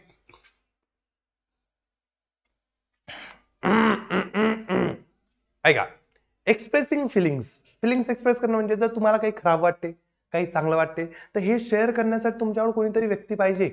प्रत्येक गोष्ट नेटवर नसतात टाकत, की खराब वाटलं मग स्टेटस टाकलं, फिलिंग ब्लॅड, मूड ऑफ. तुला कसं काय एक्सपिरियन्स आहे रे? अजून ते खूप साऱ्या टाईपचे स्टेटस टाकतात. मी ना म्हणजे माझे मित्र पाहिलंय की ज्यांचं थोडंसं काही झालं की त्यांचं गाणं येते, म्हणजे त्यांचं कोणतं ना कोणतं गाणं येतेच. जीता था जिसके लिए, अरे म्हटलं काय गरज आहे. आणि ते जिता था जिसके लिए असलं की त्याच्यामध्ये मम्मी पप्पावर गाणं असतेच, की मुझे माफ करना ओम साईराम. अरे काय गरज आहे, म्हणजे त्याला एका फिलिंग मध्ये ब्रेकअप झाला, एका फिलिंग, मग सगळ्या गोष्टी स्टेटसलाच टाकणे. मग ह्या गोष्टी स्टेटसला टाकून मन हलकं होत नसते. ह्या गोष्टी कुणाला तरी सांगाव्या लागतात. मग कुणाला, मग रस्त्यात माणसं थांबून नसतात सांगत, लोक मॅड म्हणतील. त्यासाठी तुम्हाला कोणतरी काय पाहिजे, टॉकिंग टू फ्रेंड्स, चांगले मित्र पाहिजे. नाही तर तुम्ही मित्राला सांगता एखादी चांगली अंदरची गोष्ट तो बंद्या गावभर करून टाकेल. म्हणून चांगले मित्र, फॅमिली, नंतर पियर्स किंवा सोबत असणारे लोक कोणते पण, and sharing feelings can relieve stress. आणि तुम्हाला सांगतो, कोणताही प्रॉब्लेम चांगल्या मित्राला, फॅमिलीला, कोणाला सांगणे याच्यापेक्षा बेटर गोष्ट कोणतीच नाही. तो प्रॉब्लेम अर्धा तर तिथंच सॉल्व्ह होतो. जर तुम्ही चांगल्या व्यक्तीला, समजणाऱ्या व्यक्तीला तुमचा प्रॉब्लेम सांगतो ना, अर्धा प्रॉब्लेम तिथं सॉल्व्ह होतो. म्हणून कोणतेही प्रॉब्लेम असले ना, अंदर भरून नसतात ठेवत, कोणाशी सोबत शेअर करतात, पण चांगल्या लोकांशी शेअर करतात. अशा लोकांशी नाही जे तुमच्याकडे. मग कसं आहे, तसे लोक लाईफमध्ये असले पाहिजेत आणि त्याच्यासाठी थोडी मेहनत करावी लागते. चला नेक्स्ट गोष्ट, रायटिंग डाऊन द इमोशन. आता जर मित्र गित्र कोणी नाही किंवा मला काहीतरी प्रॉब्लेम, मी काय करेल, मी मजोर सांगा, मी माझं नेहमीच सवय की जर मला प्रॉब्लेम आहे तर मी लिहून काढतो. कारण जेव्हा तुम्ही एखादी गोष्ट लिहिता तेव्हा तुम्हाला त्या प्रॉब्लेमच्या साईडला दिसणारा जो एरिया असतो ना, तो ऑटोमॅटिक कट डाऊन होतो आणि तुमचा प्रॉब्लेम छोटा होऊन जातो. जर तुम्ही प्रॉब्लेम लिहू शकता तर तुमचा प्रॉब्लेम ऑलरेडी 90% सॉल्व्ह झालेला आहे. मग आता फक्त 10% सॉल्व्ह करायचा बाकी. म्हणून कधीही कोणते प्रॉब्लेम वाटले की तुम्हाला असं वाटलं की स्ट्रेस येतं, काहीतरी टेन्शन येत आहे, कशाचं येतं, काय येत आहे, तर लिहून काढायचं. पेन घ्यायचा, वही घ्यायची आणि जेही मनात थॉट्स येतील ते सगळे लिहायचे. तेवढे लिहिले की ऑटोमॅटिक तुम्हाला समजते की कोणत्या गोष्टी गरजेच्या आहे, कोणत्या गोष्टी. म्हणून पहा, एक्सप्रेसिंग वनसेल्फ म्हणजे स्वतःलाच सांगणे to loved ones is good way to cope up with the stress. म्हणून स्वतःचे प्रॉब्लेम लिहिणे, स्वतःला सांगणे, जवळच्या लोकांना सांगणे, ह्या गोष्टीमुळे स्वतःचे प्रॉब्लेम दूर होतात. म्हणून कधी पुढे जाऊन जर टेन्शन आलं तर काय करायचं, एक तर चांगल्या व्यक्तीला फोन करायचा, जी व्यक्ती खरंच ऐकून घेत असेल, किंवा स्वतःचे प्रॉब्लेम लिहून काढायचे. लिहून काढताना बेस्ट ऑप्शन आहे कोणाला सांगण्यापेक्षा. मी तेच करत असतो, बेस्ट ऑप्शन आहे. चला ऐका, प्रॉब्लेम सॉल्व्ह नाही होत, फक्त गोष्ट काय होते, कमी होऊन जातो. तुम्हाला समजून जाते की याचं सोल्युशन कसं निघणार आहे. चला ऐका, नंतर काय रे वा, हॉबीज. हॉबीज काय असते, तर जी गोष्ट तुम्ही एफर्टलेसली कितीही वेळसाठी करू शकता त्याला तुमची हॉबी म्हणतात. ते कलेक्टिंग फोटोज, कलेक्टिंग कॉइन्स, याला हॉबीज मध्ये टाकूच नका. हे फालतू गोष्टी आहे. कलेक्टिंग कॉइन, तू 3-3 घंटे कॉइन कलेक्ट करत राहतो का? नाही ना, मग हे फालतू हॉबी आहे, हे हॉबीज नाहीये.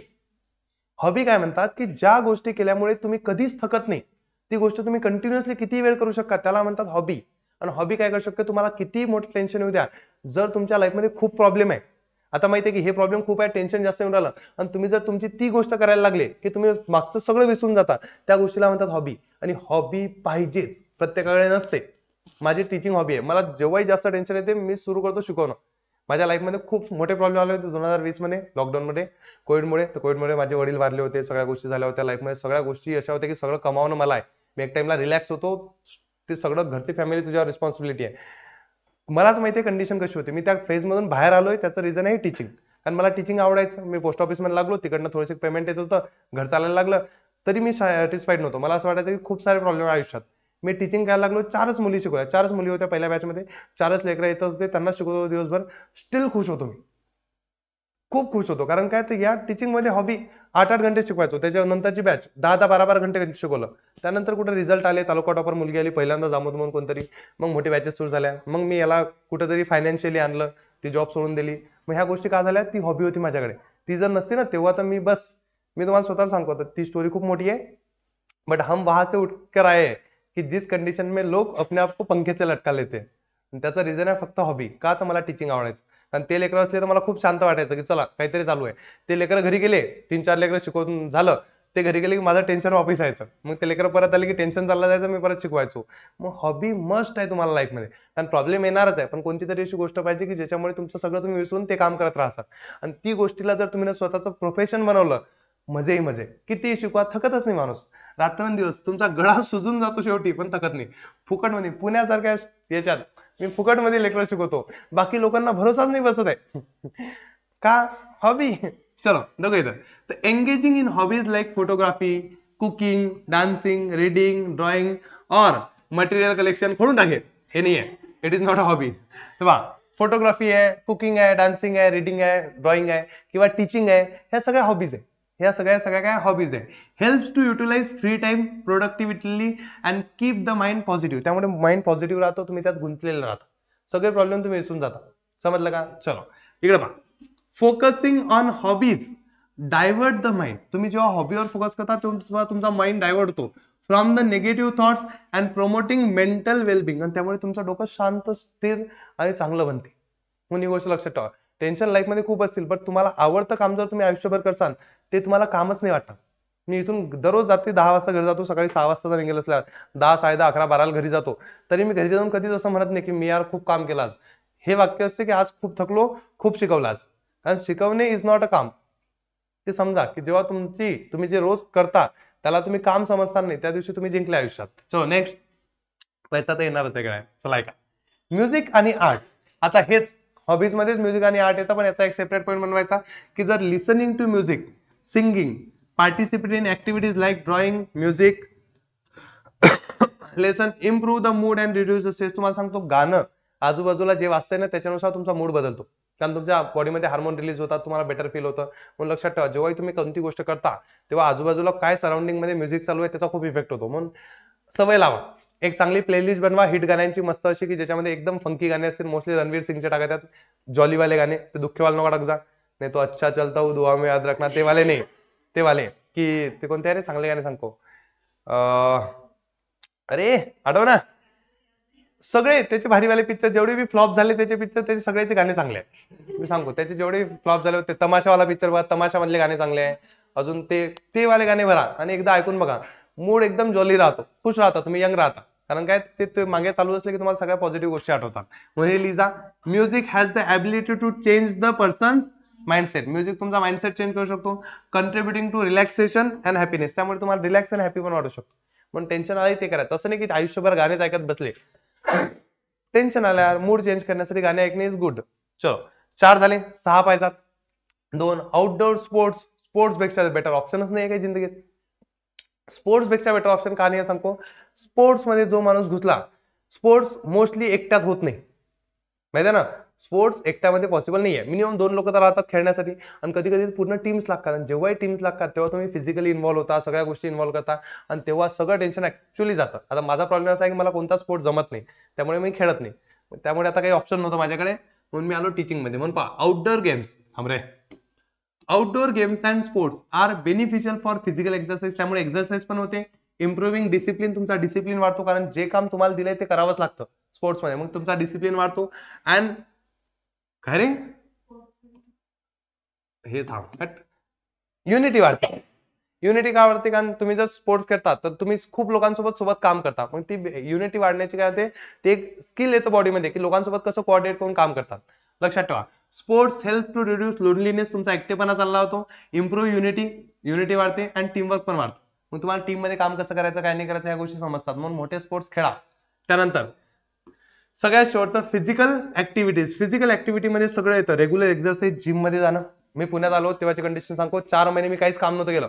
माझं वेट 84 kg पर्यंत गेलो होतो. एवढा मोठा धबाडा दिसायचो मी, कारण सुचतच नव्हतो. कारण मी आलो होतो वेगळे स्वप्न घेऊन, इथं आल्यावर सगळे स्वप्न चुरचूर झाले. पैसा येत नव्हता, कारण मागच्या वर्षी खूप आला, या वर्षी येतच नव्हता. माझं सगळं टेन्शन. मग मी जिम जॉईन केली, रेग्युलर जिम. मग ते कामं धीरे धीरे सॉर्ट झाले. आता सगळ्या गोष्टी वेळ नाही. सध्या 75 पर्यंत वजन आलं, 9 kg कमी झालं. थोडंसं मी आता हँडसम दिसतो वाटते. ह्या गोष्टी झाल्या का झाल्या तर मग ह्याच याच्यामुळेच. मग आता याच्यासोबत जिम सोबत काय करू शकता तुम्ही? मसाजिंग, पैसा असेल तर. व्हिजिट टू स्पाज, अजून जास्त पैसा असेल तर. Effective ways of relief stage, हे मोठ्या लोकांचे काम आहे, आपण याच्याकडे लक्ष देऊ. पण जिम करू शकता तुम्ही. जिम तुमच्यासाठी बेटर ऑप्शन आहे. जिम स्वस्तात घेऊन जाते. 1000 रुपये महिन्याची जिम असते, काय टेन्शन नाही. तेवढ्यात मी युट्यूब वरून बी कमावून घेतो आजकाल. समजलं का तुम्हाला एवढं? मग फिजिकल ऍक्टिव्हिटीज आहे. त्यानंतर एक सगळ्यात बेस्ट गोष्ट जी घरबसल्या होऊ शकते ती म्हणजे योगा आणि मेडिटेशन. योगा मीन्स ते असं फक्त लांब करणं ते नाही, खूप सारे एक्सरसाइज आहे. रामदेव बाबा खूप चांगल्या गोष्टी सांगतो, कारण बॉडीला इंटरनली स्ट्रॉंग ठेवण्यासाठी. बाहेरून तुमचा बायसेप केवढा दिसतो ते जिम सांगेल, पण त्याच्यावरून तुमची हेल्थ कंडिशन समजत नाही. हेल्थ कंडिशन समजते, तुमचा हार्ट कसा आहे, लंग्स कसे आहे, कॅपॅसिटी किती आहे त्यांची. आणि श्वास घेणं एक महत्वाची गोष्ट आहे, त्याच्यापासून एनर्जी तयार होते, सगळ्या गोष्टी चालतात. मग लंग्स चांगले ठेवण्यासाठी प्राणायाम माहिती आहे, ते सगळ्यात बेस्ट एक्सरसाइज आहे ते आयुष्यातली. पण आपण करतच नाही कोणी कधी. बसून करत जा सकाळ सकाळी उठले की. म्हणून योगा इन्क्लुड्स फिजिकल पोस्चर्स, तेच आसन्स असतात त्याच्यामध्ये. नंतर ब्रिदिंग एक्सरसाइज असतात, ज्याला आपण काय म्हणतो प्राणायाम, किंवा बॅलन्स सिटिंग असतं, प्रॉपर खाणे. नंतर मेडिटेशन अँड मेडिटेशन पण असतं, याच्यामुळे स्ट्रेस खरंच मॅनेज होतो. आता या खालच्या गोष्टी काही वाचून आपण सोडून देते. नंतर मेडिटेशन मध्ये काय येतं? Meditation improve the focus. आजकाल मेडिटेशन तुमच्याकडनं पॉसिबलच नाही. कोणी मला तुमच्यातला आता व्हिडिओ बंद करा झाला असेल तर, आणि 10 मिनिटं डोळे बंद करून बसून दाखवा, बसल्याच जात नाही. तुम्हाला ते 10 मिनिटं 10 दिवसासारखे वाटतील. कारण काय, ते रील्स आणि फालतूपणा पाहू एवढं डोक्यात भरून ठेवलंय की मेडिटेशन पॉसिबल नाहीये. म्हणून मेडिटेशन इम्प्रूव्ह फोकस, त्याच्यामुळे लक्ष लागतं कामावरती, दुसऱ्या गोष्टीत तुम्ही घुसत नाही. कॉन्सन्ट्रेशन वाढतं, particularly helping student concentrate better in their studies. म्हणून जर दररोज 10 मिनिटं तुम्ही डोळे बंद करून, हात बंद करून जर श्वासावर फोकस केलं, म्हणजे एअर अंदर जाते बाहेर जाते, फक्त एवढ्या गोष्टीवर फोकस कर, तुम्ही सकाळी 10 मिनिटं बसले, स्टील तुमचा दिवसभर अभ्यास चांगला होऊ शकतो, कॉन्सन्ट्रेशन वाढतं. तुम्ही ही गोष्ट समजा, तुमच्या ब्रेनची कॅपॅसिटी खूप आहे, फक्त त्याला ऍक्टिव्ह करायची गरज आहे. तुम्ही ब्रेनला बंद ठेवून कामं करत बसता दिवसभर, होणार कसे काय? अभ्यास नसतो होत तसा. चला ऐका, लास्ट वाली गोष्ट. इट प्रमोट काम माइंड, म्हणजे शांत डोकं राहतो, पॉझिटिव्ह थिंकिंग, डोक्यात विचार चांगले येतात, अँड स्ट्रेस रिलीफ, टेन्शन येत नाही. मग आता स्ट्रेस रिलीफ करण्यासाठी 8 पॉईंट मी तुम्हाला सांगितले. सांगा पटापट पटापट कोणते येतं, कारण झालं चॅप्टर्स खलास झालं इथं. 8 पॉईंट सांगितले. सगळ्यात पहिलं कोणतं होतं? आठवा, ही वाला लाफ्टर क्लब. लाफ्टर क्लब झाल्यानंतर दुसरं कोणतं होतं? पटकन सांगा. लाफ्टर क्लब नंतर अरे कुठे गेलं? हॉबीज नव्हता. हा, पहिला लाफ्टर काय? Expressing feeling. पहिलं हसून घ्यायचं, मग आपल्या फिलिंग्स कोणाला तर सांगायच्या, मग तो आपल्यावर हसेल. नंतर हॉबीज. हॉबीज नंतर काय? Music and arts. नंतर फिजिकल ऍक्टिव्हिटीज. आठवलं तर जिम गिम टाकून द्यायचं, काय होतं. आता हे झालं इथपर्यंत चॅप्टर क्लास. आता याच्या बाद बी काही अशा गोष्टी आहे की ज्या गव्हर्नमेंट बद्दल किंवा बाकीच्या मुवमेंट बद्दल सांगितलेल्या आहे. इन्फॉर्मेशन आहे छोटीशी, बाकी काही नाही. 3 टॉपिक आहेत, संपले की संपले. त्याबाद मी तुम्हाला क्वेश्चन दाखवतो कोणते आले होते, तुम्हाला ते समजेल की मी जे शिकवलं तेच एक्झाम मध्ये आलो होतं. पहा, unified movement against tobacco. Tobacco म्हणजे तंबाखू खायला खूप लोक लागले होते. मग एखादी ऍक्टिव्हिटी करण्यात आली की जेणेकरून लोकांनी तंबाखू खाल्ली पाहिजे नाही. मग शाळेत अवेअरनेस प्रोग्राम घेण्यात आले की लोक यांच्यामुळे तंबाखू होते. आता जो खाते त्याला माहिती आहे तंबाखूमुळे, टोबॅकोमुळे कॅन्सर होतो, हे सगळ्यांना माहिती आहे, बट लोक खातात. मग त्याच्यावर काहीतरी ऍक्टिव्हिटी करण्यात आली. पहा की इनिशिएटेड बाय, कोणी सुरुवात केली होती? तर 45 वेल नोन ऑर्गनायझेशन, इन्क्लुडिंग त्याच्यामध्ये कोण होतं? हू पण होतं, आणि दुसरं कोण होतं? टाटा ट्रस्ट पण होतं. WHO, टाटा ट्रस्ट अशा खूप साऱ्या 45 ऑर्गनायझेशननी याची सुरुवात केली होती. आणि त्याचा ऑब्जेक्टिव्ह काय होतं? The movement aims to control tobacco. लोकांना ते तंबाखू खाण्याचं प्रमाण कमी केलं पाहिजे. ते जुबा केसरी तेवाली गँग provide guidance to activist working against the tobacco use. मग ह्याच्यात काय काय लोकांना इन्फॉर्मेशन देते, सगळ्या गोष्टी करत की टोबॅको यूज कन्झम्पशन कमी करा, खाणं बंद करा. पण आपल्या इकडे माहिती आहे का, ज्या लोकांना आपण शहाणं समजतो तेच तर विकतात. ते 3 शायने लोक, 4 लोक आजकाल, ते सगळे जुबा केसरी. ते म्हणतात आम्ही विमल विकत नाही, आम्ही टोबॅको विकत नाही, आम्ही त्याचं तेही विकतो. काय म्हणतात ते, काय असतं ते टोबॅकोचं, ते पान मसाला विकतो आम्ही म्हणतात. कोणी पान मसाल्यासाठी विमल खाते का? ते सगळेजण त्या 2 पोळ्या मिक्स करून तेच चालू आहे सगळ्याचं. मग ते विकणारे सगळे हेच लोक आहे, आपण यांनाच मोठं समजतो. म्हणून जोही गोष्ट तुम्हाला वाटते का, अजय देवगण, अक्षय कुमार दररोज सकाळी सकाळी उठल्यावर पहिले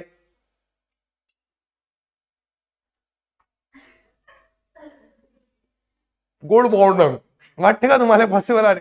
अक्षय कुमार कोणतरी खात असेल का याच्यातलं? नाही, पण ऍडव्हर्टाईज करतात की नाही का पैशासाठी, मग तरी आपण याला चांगलं म्हणतो. आता जर मी ऍज अ तुम्ही स्टुडंट आहे, तुमच्या मम्मी पप्पाला विचारा, आमचे एक सर आहेत ते सांगतात मला आम्हाला अभ्यास करू नका, सकाळ सकाळी मस्त 10 वाजता 12 वाजता उठत जा, पप्पाला शिवाय देत जा, शाळेत काही जायची गरज नाही, टाइमपास करत जा, गावात हिंडत जा, इकडे तिकडे फिरायचं, मस्त टाइमपास करायचा, असं सांगतात. हे सर चांगले की खराब? मग तुमचे मायबाप सांगतील की हा मास्तरचा बोगस यायला रट्टे द्यायला पाहिजे. मग सेम गोष्ट आहे, हे मोठे लोक तुम्हाला सांगतात तंबाखू खा, हे खा, ते खा, तुम्ही म्हणता की हे लोक चांगले, ऑप्शनच नाहीये ते. पण गोष्ट कशी आहे, आजकाल तेच चालू आहे, जो खराब सांगतो.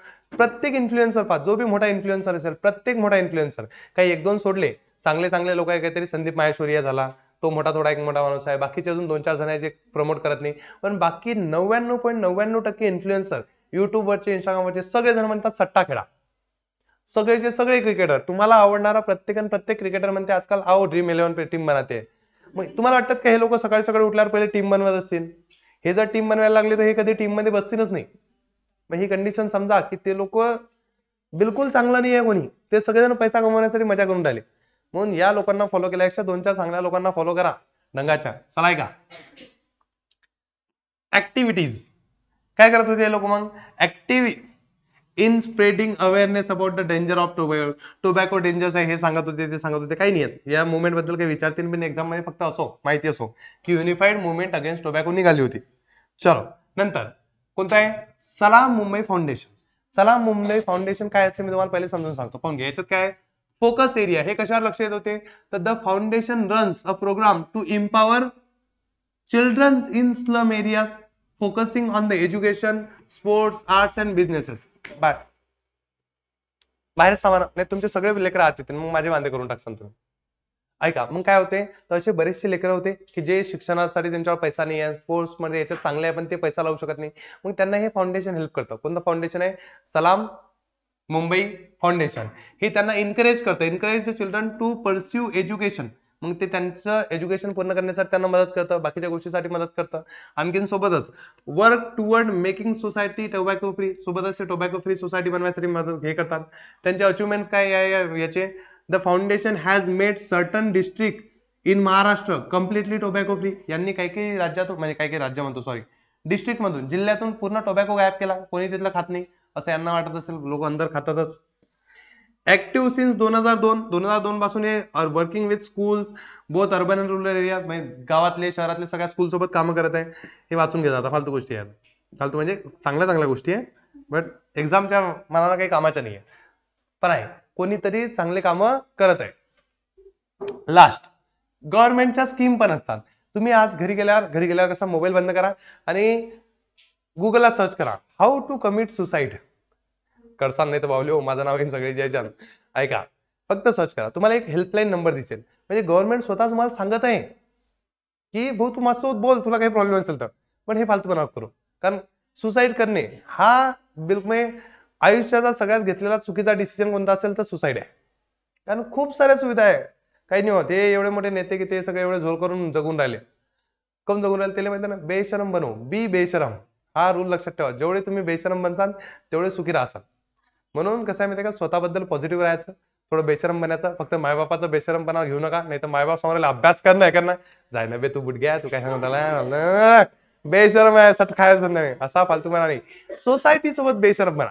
सोसायटी तुम्हाला काही म्हणा, सोसायटी म्हणजे आजूबाजूचे ते म्हणतात ना, 4 लोक क्या कहेंगे, कोणीच काही नाही. 4 लोक आज म्हणतात उद्या विसरून जातात. कोणाला आज लोक या 4 लोकांनी काहीच म्हटलेलं नाही, म्हणून यांचा डोकदुखी लावायची नाही. तुम्हाला जर असं कुठं वाटेल की शिट माझ्याकडनं ही चुकी झाली, आता माझं कसं होईल, आता मला हे 4 लोक काय म्हणतील, कोणीच काही म्हणत नाही. स्वतः डिसिजन घ्यायचं, चुकलं तर व्हेरी गुड. मी तर स्वतः सांगतो ना, बघा लास्ट इयर पर्यंत मी ऑफलाईन शिकवत होतो, मग म्हटलं आपण ऑनलाईन शिकू, ऍप लॉन्च करू, भारीवाला काहीतरी होईल. हे आपण बी नेक्स्ट अलग पांडे फ्रॉम जळगाव दामोद, नाही झाल्या गोष्टी. मला वाटलं होतं ऑनलाईन सक्सेसफुल होईल, नाही झालं. मागच्या वर्षी खूप जास्त पैसे कमावले, यावर्षी 4-5 लाख कमावता कमावता हाल गेले. मग ही गोष्ट समजा, मी परत ऑनलाईन चाललं नाही, ठीकठाक चाललं, ओके चाललं, बंद नाही केलं ना. आय नो, मला गोष्टी समजल्या की नाही याला वेळ लागणार आहे, 4-5 वर्ष लागेल, कोणती गोष्ट सडनली होत नसते. Rome was not built in a day. मग मी असा विचार केला की शिट, माझे नातेवाईक लोक मला सांगत होते समजून की जाऊ नको, एवढं घर बांधलं, सगळं केलं, इकडचे इकडे लग्न करा, हे करा, खुश राहा, सगळं करा. आता कसं करा, आता त्या लोकांना कसं तोंड दाखवा आपण की मला ते काय म्हणतील की शिट तिकडे गेला आणि बरबाद झाला. कोण टेन्शन घेईन? माझी लाईफ, माझे डिसिजन, कोणी कशाला घेईन? मी माझं ऑफलाईन ऑनलाईन नाही झालं, मी ऑनलाईन करेल ना धीरे धीरे, आज नाही उद्या, उद्या नाही परवा, 2 वर्ष 4 वर्ष लागतील ऑनलाईनला. मग तोपर्यंत जगण्यासाठी ऑफलाईन सुरू करेल, कुठून तरी सपोर्ट घेईल, काही करेल. पण माझं डिसिजन माझं आहे. रिग्रेट करून मला लोक काय म्हणतील याच्यासाठी मी डिसिजन घेणार नाही, मी काम करणार नाही, किंवा मी काहीतरी दुसरा चुकीचा निर्णय घेईन. हे सगळ्यात आयुष्यात घेतलेलं चुकीचं डिसिजन आहे. म्हणून बी बेशरम फॉर सोसायटी. सोसायटी कुछ भी बोलो, खड्ड्यात जा. करणं असेल तर करा, नसेल करणं तर खड्ड्यात जा, म्हणा मला काही घेणं नाही. आणि हे लोक कधीच तुमच्या कामात पडणार नाही. जे अननोन लोक आहे ना, जे तुम्हाला नावं ठेवतात, ते कधीच तुमच्या कामात पडत नाही. तुम्हाला सांगतो सिंपल साधी गोष्ट, की जर समजा तुम्ही घराच्या बाहेरच निघत नाही आणि काही दिवसांना सक्सेसफुल झाले, तर लोक म्हणतील की तो एवढा मेहनती होता, कधी घराच्या बाहेर नव्हता निघत. आणि तुम्ही घराच्या बाहेरच निघत नाही आणि तुम्ही अनसक्सेसफुल झाले, त्या लोकांशी बोलणं तर जमत नाही, तो काय आयुष्यात सक्सेसफुल होईल? हेच ते लोक आहे, यांना दोन्ही तोंड आहे. तुम्ही काही केलं तर हे तुम्हाला टोचतीनच. म्हणून गोष्ट कशी आहे माहिती का, स्वतःचे डिसिजन स्वतः घ्या, स्वतःचे कामं स्वतः करा, एन्जॉय करा, अभ्यास करा. 9वं चॅप्टर आलं, बाकी चॅप्टर पण धीरे धीरे येतील. अभ्यास करा आणि मला फेमस करा, मलाही करून दाखवणं ऑनलाईन सक्सेसफुल. चलो, good night, thank you so much. आता थांबा, चालले ते पाहतेच पेपरात काय काय आलं होतं. तर पेपरमध्ये बघा मोस्टली काय होतं माहिती का, मोस्टली याच्यावर चित्रच येतात. एक चित्र दरवर्षी कंपल्सरी येतं. लाईक बघा हे चित्र आलं होतं एक्झाम मध्ये, हे चित्र मी तुम्हाला दाखवलं. हे बघा सायबर क्राईम वाला चित्र आलं होतं, हे क्रोनिक डिसीज वाला चित्र आहे, जस्टिफाय युअर आन्सर. नंतर factors affecting social health, I know तुम्हाला दिसत नसेल, थोडं ते फोटोज गंदे आले. सोशल हेल्थला अफेक्ट करणारे फॅक्टर किती आपण खूप पाहिले, त्यातले काही 4-5 लिहून टाकायचे. नंतर इथे पहा फॅक्टर्स अफेक्टिंग सोशल हेल्थ, परत 6 पॉईंट आले होते. पण फॅक्टर्स अफेक्टिंग सोशल हेल्थले 6 पॉईंट लिहायचे, 6च्या जागी 8-10 लिहून ठेवायचे, त्याला आवडतील तेवढे. देन बघा what does the picture represent, हे लोक लाफ्टर क्लब आहे, हे लोक हसत आहे. मग हे एका मार्गासाठी डब्बे पूर्ण करायचं. टोबॅको कन्झम्पशन चांगला आहे म्हणतात, हे कॅन्सर होते जाणं. आता ते सगळ्या गोष्टी दिलेल्या आहेत. म्हणजे ट्रू फॉल्स असं बेसिक गोष्ट तर येतच राहतात. फुल फॉर्म ऑफ हू विचारलं होतं, WHO वर्ल्ड हेल्थ ऑर्गनायझेशन. आता हे बघा हा लेकरू मोबाईल पाहता पाहता जेवण करते, याच्याबद्दल आलं होतं बघा, हे चित्र टोबॅकोचं. हे पहा हा मोबाईलवरून सेल्फी काढत आहे. मग तुम्हाला याच्याबद्दल इन्फॉर्मेशन विचारते, कोणी गाईड मधून आताच काढून ठेवा. आणि मोस्ट IMP क्वेश्चन याच्यातला तो म्हणजे हा वाला, कोणता, what will you do. What will you do हा सगळ्यात मोस्ट IMP क्वेश्चन आहे चॅप्टरचा. व्हॉट विल यू डू चा अर्थ काय होते, की तुम्ही काय करसाल. म्हणजे समजा त्यात असं दिलेलं आहे की child in your neighbour is addicted to tobacco chewing, तुमच्या शेजारचा मुलगा तंबाखू खायला लागला, तुम्ही काय करणार, खावा ना, त्याच्या बापाच्या पैसेच खाते, आपलं थोडं खाते. असं लिहायचं नाहीये, तुम्हाला ते चांगलं लिहायचं आहे. चांगलं म्हणजे की आम्ही त्याच्या पॅरेंट्सला इन्फॉर्म करू, त्याला समजून सांगू, असं चांगलं चांगलं दाखवायचं आहे. जे तुमच्या मनातून येते ते नाही लिहायचं, जे गाईडतून आलंय ते लिहायचं. मग गाईड मधून हे पाठ करून घ्या. तुमच्या पुस्तकात 7-8 कंडिशन दिल्या, तर सगळ्या कंडिशन पाठ करा. त्या मोस्ट IMP आहेत, 5-5 मार्कासाठी आल्या होत्या त्या. म्हणून त्याच्यात काही जास्त नाही, 3-3, 4-4 सेंटेन्स लिहायला लागतात, मागे पुढे झाले तरी चालतात. म्हणून हे क्वेश्चन आहे, मोठ्या क्वेश्चन मध्ये हे येतं. मोठ्या question explain 4 ways of minimising stress, stress minimise करण्याचे 4 वेज सांगा. आता हे 2 मार्क्ससाठी आलतं, मग याच्यात फक्त 4 वेज लिहायचे होते, सोपे सोपे. मग आपण लिहून टाकायचं हॉबीज, अजून काय होतं, हॉबीज मध्ये सिंगिंग येते. त्यानंतर लक्षात ठेवा ते laughter club, expressing feelings, yoga, हे खूप साऱ्या गोष्टी आहेत. मग त्या लिहून टाकायच्या. त्यानंतर हा डब्बा आला होता, एकच वेळेस आला होता 5 मार्क्ससाठी, पण सगळा आला होता. नंतर write any 6 factors affecting social health, factors affecting social health आलं होतं, 6 फॅक्टर लिहा. मग सुरुवातीला मी तुम्हाला फॅक्टर दाखवले, समजलं का. मग हे आताच चांगले करून घ्या, याच्यावर मोठे क्वेश्चन येतात. म्हणून मी तुम्हाला जेवढं शिकवलं ते चांगलं वाचा, तुम्हाला मनाने लिहिता आलं पाहिजे, हे क्वेश्चन चांगले करा. प्रत्येक चित्राबद्दल तुम्हाला याच्यातल्या 4-4 वाक्य लिहिताच आले पाहिजेत. म्हणून प्रत्येक चित्रावर 4-4 वाक्य आताच बनवा. ते झाल्यानंतर व्हॉट विल यू डू याच्यावर सेंटेन्स बनवा. आणि हे जे IMP क्वेश्चन टाकले तेवढे करा. याचा IMP क्वेश्चनचा व्हिडिओ नंतर येईलच, तुम्हाला डोंट वरी. बट एवढं तरी करून घ्या. एवढं केलं तरी खुश आहे तुम्ही. हे करून जा मोस्ट IMP या वर्षीसाठी. 3 मार्क्स किंवा 5 मार्क्ससाठी येऊन जाईल. बाकी मी सांगेलच. चलो बाय, थँक्यू सो मच. भेटू आता लगेचच. कंटिन्यू वन शॉट येतील, फक्त याला शेअर करा. याला जोपर्यंत 200-300 लाईक होत नाही तोपर्यंत पुढचा व्हिडिओ येतच नाही, मी टाकणारच नाही. चलो बाय.